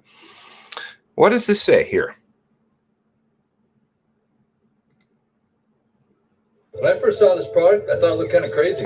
Didn't really understand what the benefits would be, but don't want your garbage. No, I can't think of anything worse. How long is it? How long is it? 8 minutes, 15 seconds. How long is the video I have from CBC? Same interview.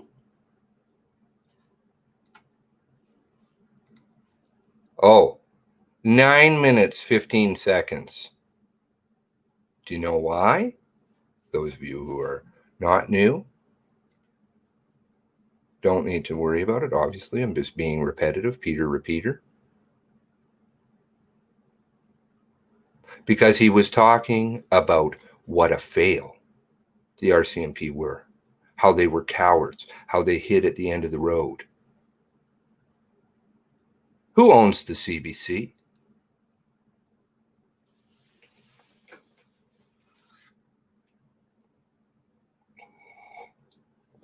Would that be the same? And don't think that their other ones aren't immune. I guarantee you, I have the proof. Just like that. Proof. Proof is good. Proof is in the pudding. You spin stories. You create them. You fight psychological warfare. Clinton Ellison did one interview. One. With a fellow who apparently I learned the name of yesterday. The name sounds vaguely familiar. That person is, not doing any work, apparently now. I don't know where they are.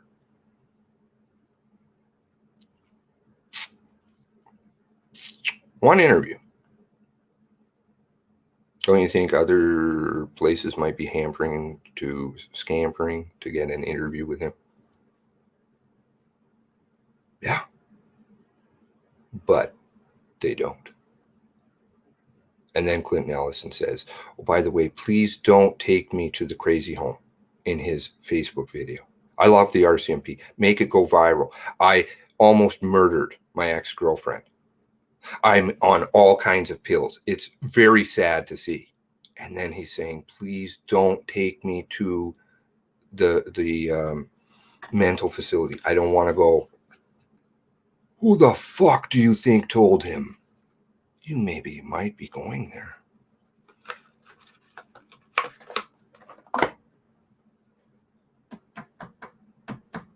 Paul said a lot of things.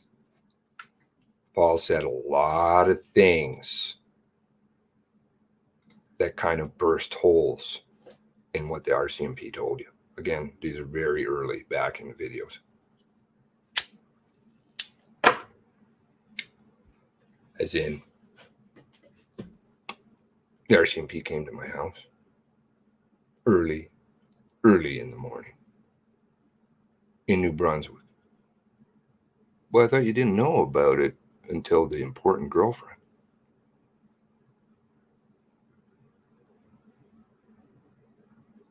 And it still doesn't fit. Even though they changed the time that she came out, still doesn't fit. He said 5 in the morning. 5. That would be like the Nathan Staples. Is it Nathan Staples?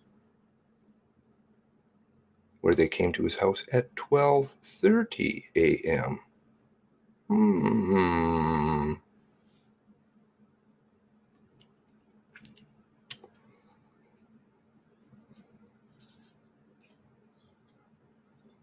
This is all warfare on you. Warfare on. So my heart bleeds for the families. It feels terrible for individuals. The individual, singular. How many people do you think were affected by this that had witnessed firsthand knowledge of what happened there? Let's see. It takes place over, half the province? No, maybe less than that. 13 hours.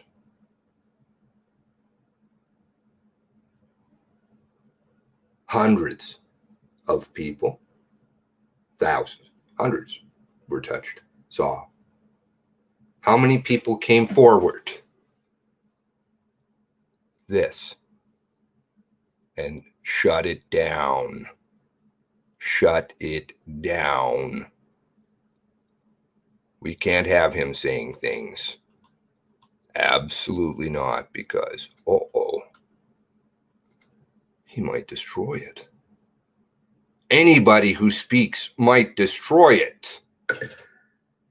They might see the criminality, the real criminal operations that were running that day. So we can just create stories, plant articles, compromise people. Not many. You don't need many. This is not tinfoil. You only need a small little group, and you always have the small little group. I was going to say about the...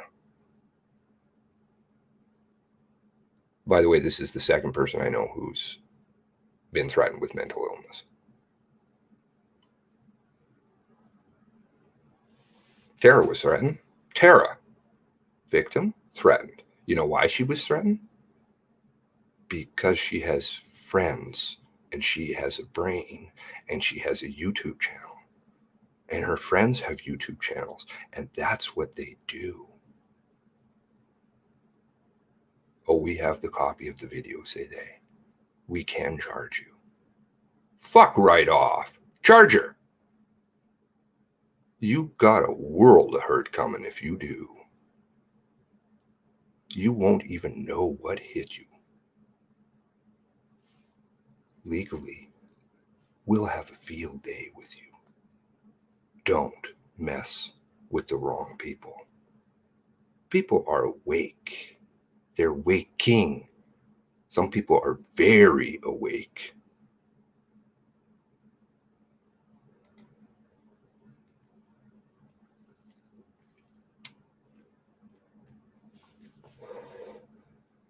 And more and more and more are coming forward. I'll put this. Right? We went through this last night, but it just shows. It shows. Daryl Curry.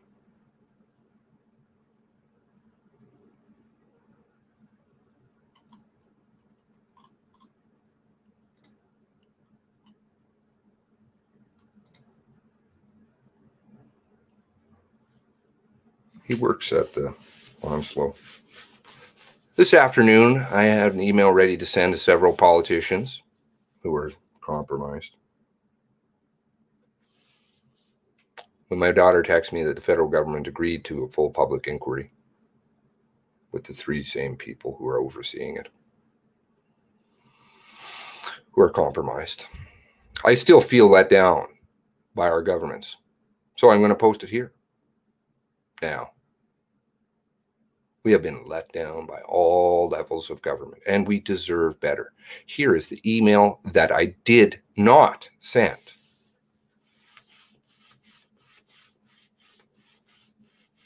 I'm going to archive this page, actually. I don't think I did. I screenshotted it, but we'll just do that. It's a good idea. Actually, oops, I don't need to do that. And just do the handy dandy. Come on. Don't fuck around now. Fine. You want to play games?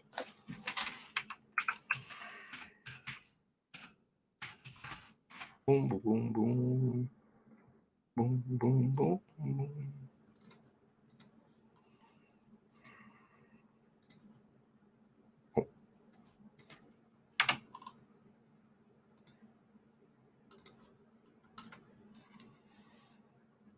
I don't want to dox you, sir. It has nothing about that. I appreciate your honesty. That's what I appreciate. And your forthcomingness and your speaking out in the face of mostly an illusion of fear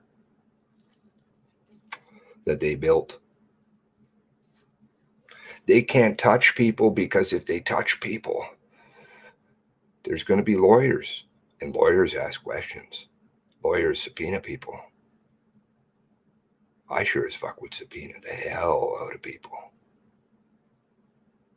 Depositions in discovery would be very interesting with Seamus. It disappoints me so much that I have to write this email, but I feel I must. The Nova Scotia and Canadian governments have total disregard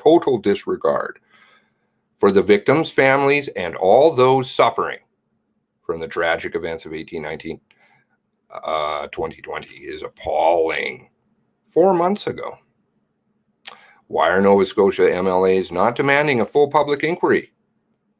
Where are your voices? The recent announcement by ex-RCMP, veteran, 36 years, is it?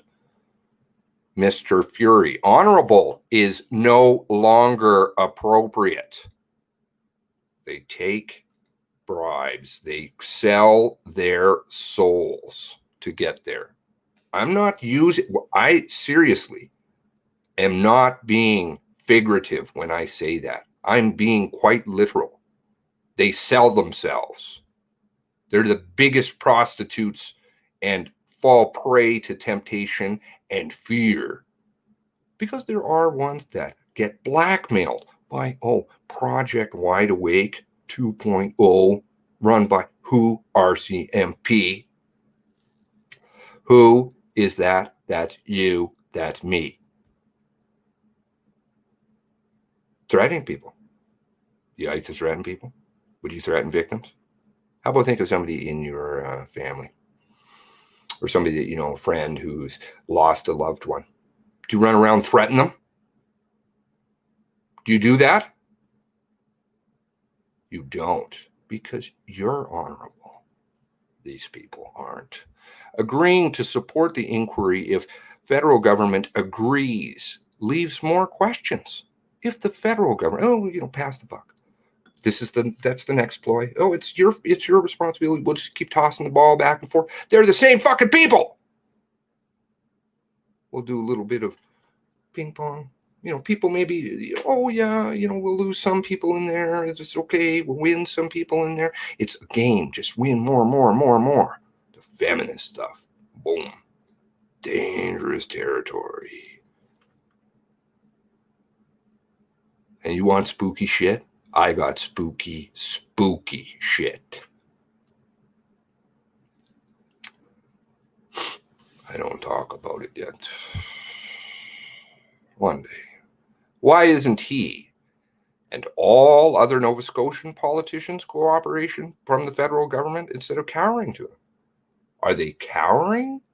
Do you think that they're cowering? There, poor RCMP. You're incompetent. There, Mr. Fury. You're just afraid.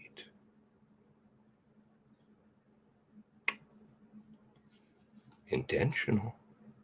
Very intentional. 3D chess.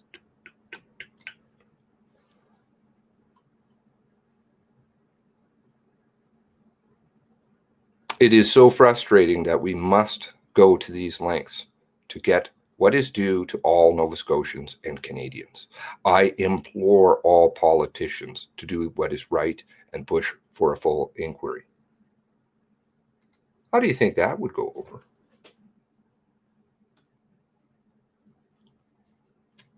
If people were to do the right thing, do you think you'd have your job long? You didn't toe your boss's line? That's your boss actually is you, or so you think. Look higher. It's the same all over the world. Why? But we still ask ourselves questions like this because we're trusting, we believe. We want to believe because it's scary to understand how much they are hurting us, how much at war they truly are with us.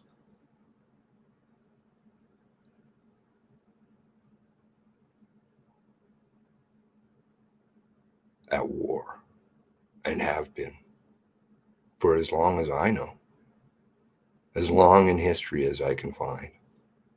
This battle is ongoing. There is not an hour that goes by I don't think about the events of those 2 days as I am a victim. Aren't you tired of being victimized? My heart bleeds for him, every one of these people. And frankly, my heart bleeds for you, for me, for my nieces and nephews, my girlfriend's kids. It bleeds heavy. Every one of these things they're doing to us. Because it's not just this. Not of Gabriel Wortman. I am a victim, not of Gabriel Wortman, but of the RCMP.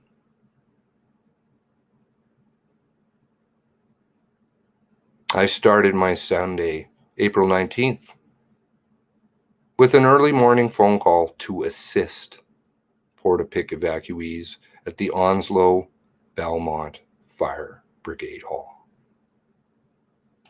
What's he doing? He's doing the honorable thing. The honorable thing. like you would, like I would, like those true hero RCMP officers who were like, fuck you. You can take your job and stuff it, because I'm going to save kids. You can't keep me back here. Wild horses could not drag me away. But that's your last shift, though. I don't care. Seemed like just another task that we, as volunteer firefighters in rural Nova Scotia, take on. So I was more than happy to help.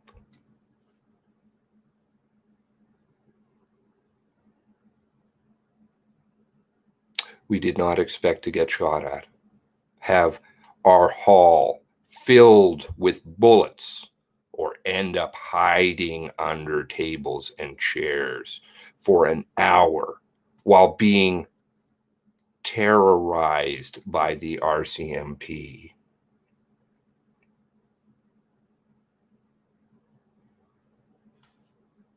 Remember the interview we did? There's a hero. Sharon. These people are heroes. The ones who speak up, the ones who say, oh, fuck you. I care about my fellow man.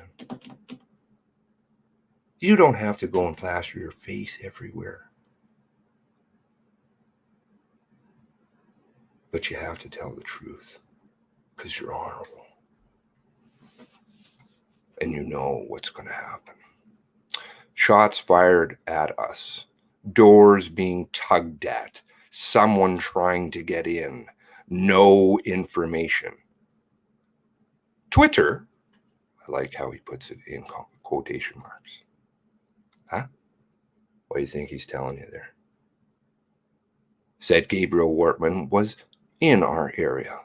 It was terrifying, to put it mildly. But you know what? What was he doing? He was happy to help. In the face of terror.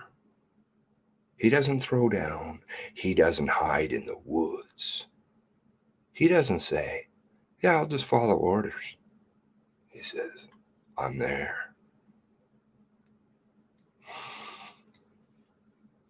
You can count on me. You can count on us, because we are honorable. Twitter, said Gabriel. When Twitter again in quotation marks. He's using that for a reason. He knows. What the fuck did they do? Barry finally advised us that Gabriel Wortman was in custody, to which he wasn't. At 11:40, he was dead. He was dead a long time before that. We came out of hiding. How horrific is that? We have recorded video surveillance around our hall, so we were able to piece together the events ourselves. Since the two RCMP members never spoke to us or made themselves known. Just basically opened fire and left. Sharon told you that. Sharon told all of us that. Do you open fire on people?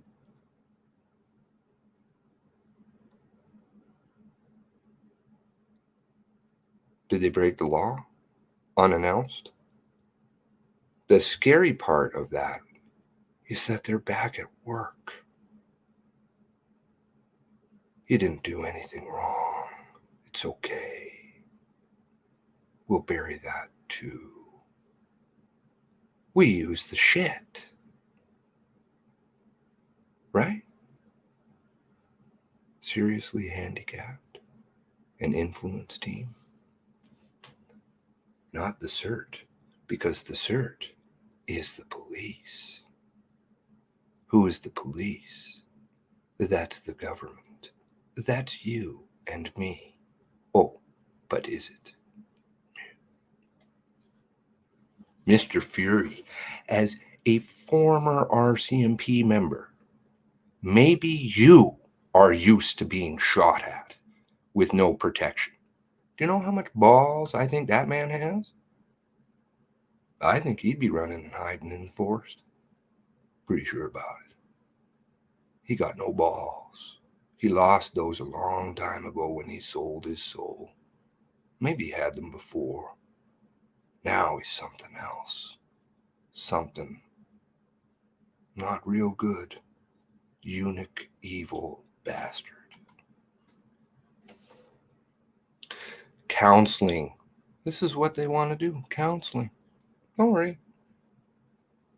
I asked Sharon if she could get me the brochure, because I'm pretty sure it wasn't the RCMP. You. Again. These are all you. This is why we need to take this extraordinarily personally, or personal. Who are the RCMP? That's you. That's me. We're their boss. Do we open fire on people? Do we return cars with body parts in them and say clean them up?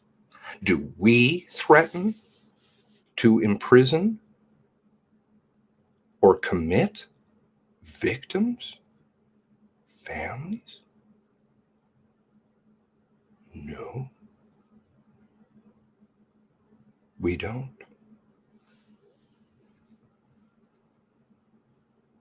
Public inquiry, my ass. Counseling can only do so much to relieve the pain and the stress of those events that day, of the events that day. Maybe you are all aware, but in case you are not, we had an evacuee. Did CBC tell you that? What they told you is it was a staging place, a backup place. They never told you. Nobody told you that there was somebody already there. I'm not going to say it because his words speak it much better than I. And he was there. Just like, oh, what was that? Where is that fucking goddamn thing?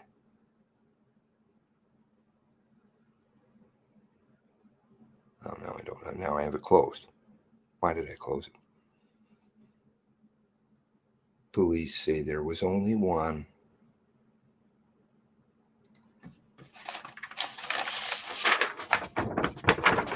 No, you weren't in your house.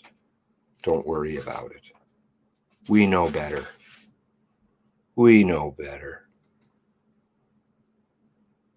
At our hall, whose family member was murdered in Portapic, and while the RCMP were shooting at us, we were trying to console him. Why? Look higher.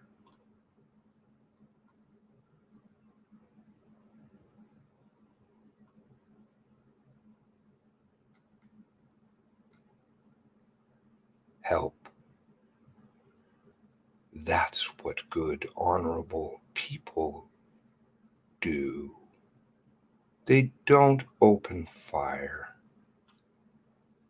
If the two officers who did that were stand-up people, do you know what they would say? Perhaps I shouldn't be on the job.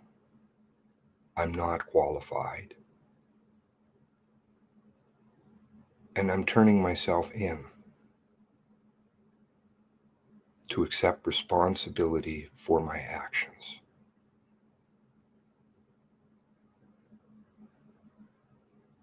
But the RCMP, Mark Furry, Trudeau, Blair, you say it's okay, right? Don't worry. We'll take care of you. You can go and do it again. And there won't be any problem.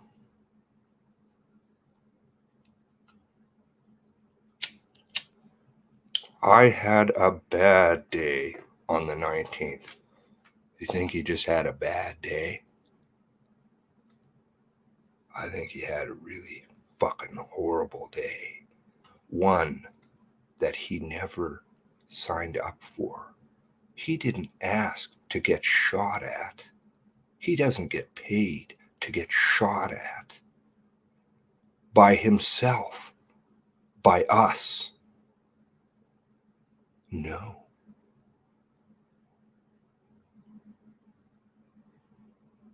All he wants to do is what?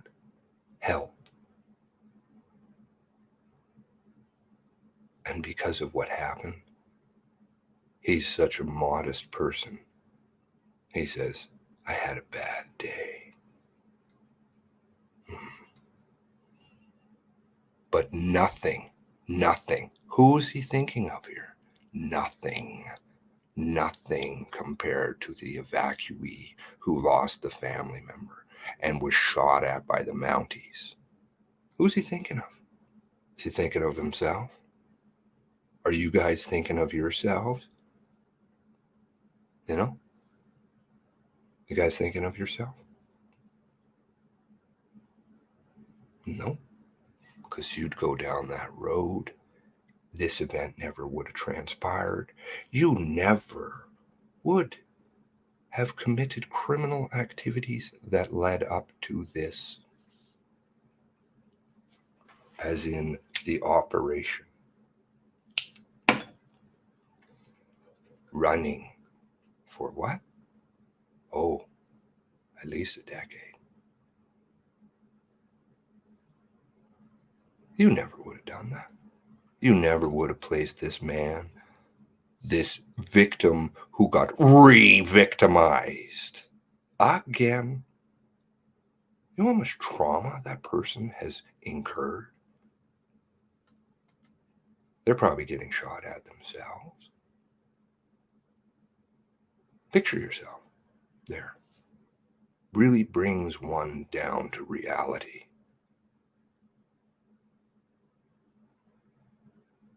Put yourself in that man's shoes. Put yourself in the fireman's shoes. Put yourself in the evacuee's shoes. I just saw my relative murdered. I myself was getting threatened. I was running through a war zone. There were only a few good people there to save me. And then the same institution, when I am supposedly away and removed from that. And safe. Where is safe? Where is safe? I keep thinking that line. Fireman, spokesman. Where is safe?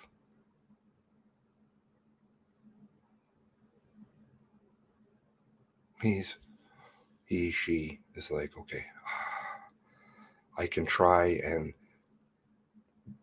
start to grasp what has happened. The horror that I have been through. I'm safe. There's an RCMP man outside. I'm with people who love and care about me. And what happens?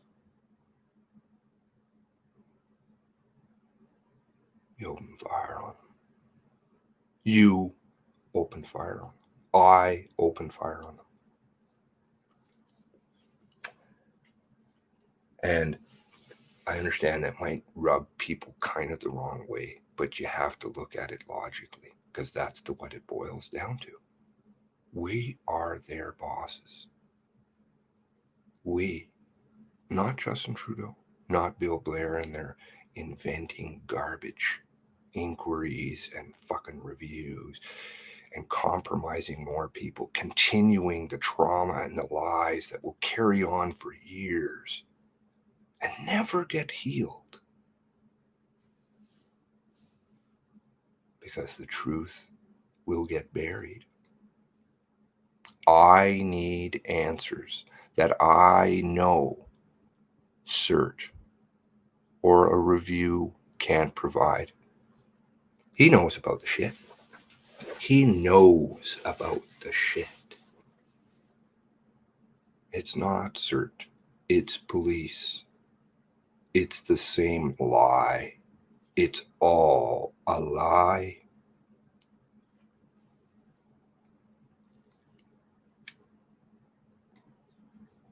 There are so many victims from the events of those 2 days.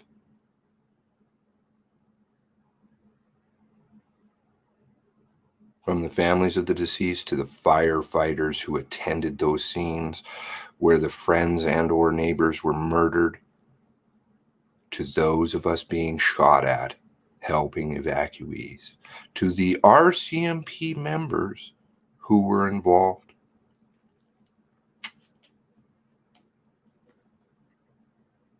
We need answers. The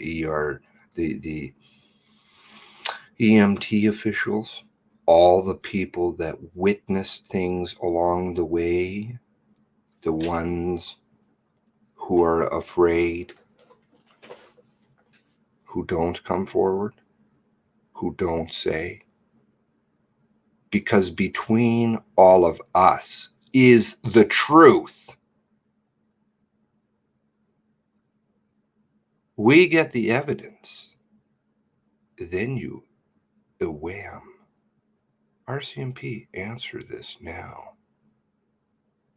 We have all these witness statements, all these pictures, all of the evidence. We will answer to ourselves. We will hold ourselves responsible.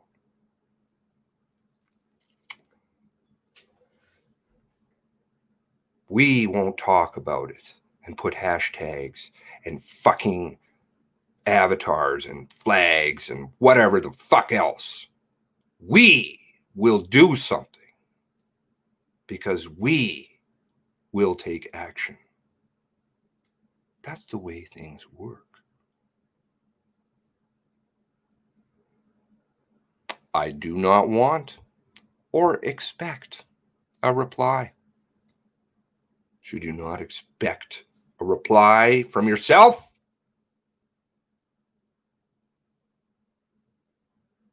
From your employee?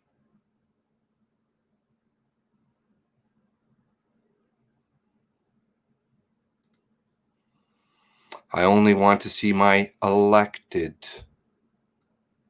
compromised officials who don't work for us and haven't for a long, long time. And don't worry about the party because it doesn't matter. You just put a different puppet in place. They're all there to fuck you. You are fucking yourself. Isn't that strange? You're hurting yourself. Frankly, I don't like to do that. I have no hurt that I want to cause anybody. I've grown, I've matured. Does that mean I'm a eunuch? No. But I understand a good fight and the right fight. Standing up for people who need to be stood up for because it's not their responsibility. It's incumbent upon all of us to stand up for them. They need time to grieve.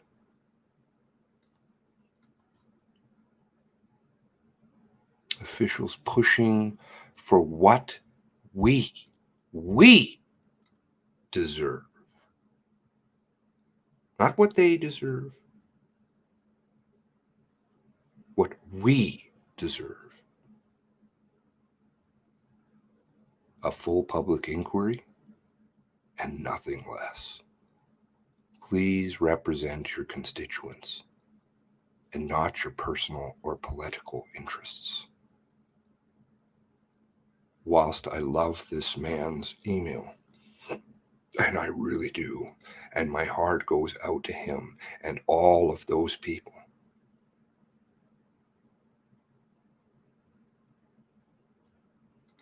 that is a cognitive disconnect right there. It doesn't work.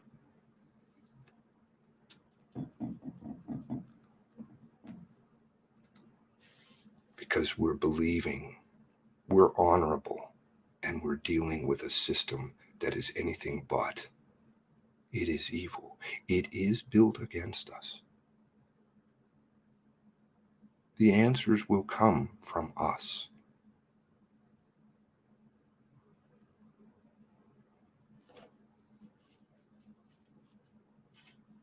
We're responsible employers because we're people. We care about people. People make mistakes. I make mistakes all the time. We forgive. We pick ourselves up. Help people help us pick each other up. Pick ourselves up, right? When we're down. We do the same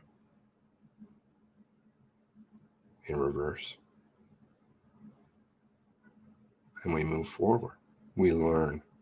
We accept responsibility. We grow. We mature.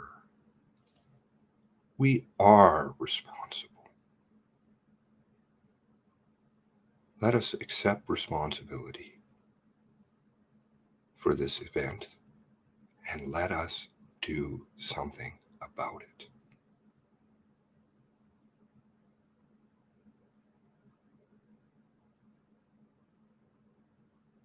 Please. I know I'm talking to some people who do know things. They have pictures. They've seen something.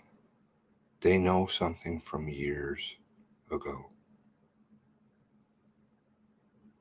They were there that night, taking care of those people. They were the good RCMP officers who did their job, that they didn't sign up for their own force acting against them. Who will throw them under the bus given any opportunity? Who will throw all of us under the bus given any opportunity?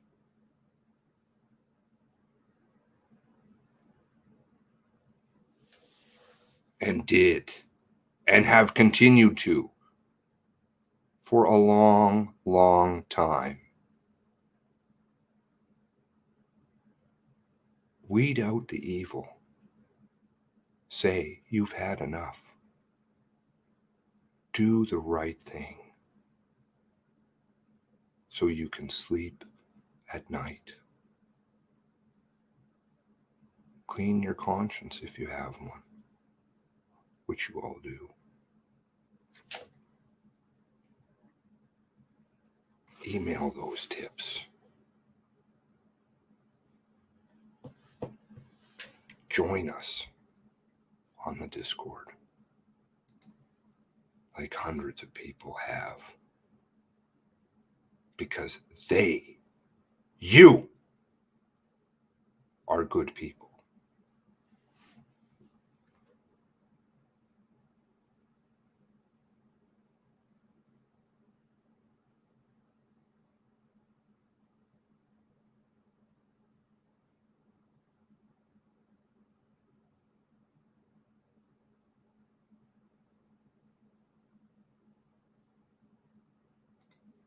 There are lots of ways to do this, and we need to help those families.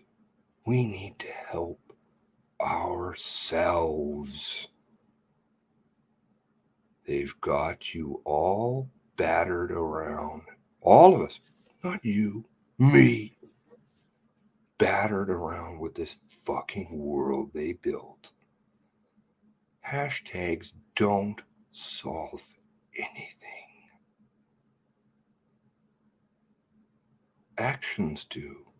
Responsibility leads to growth.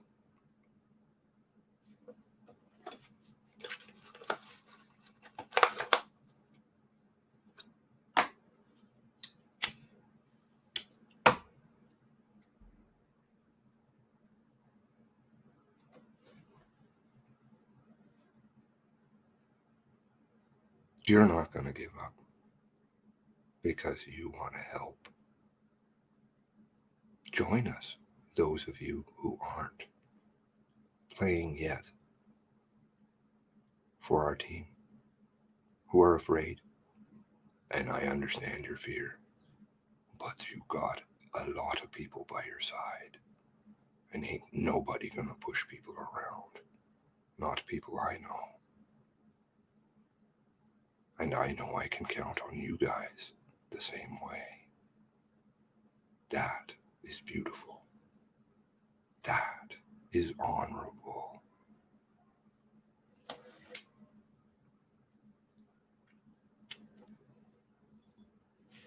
Be good to one another.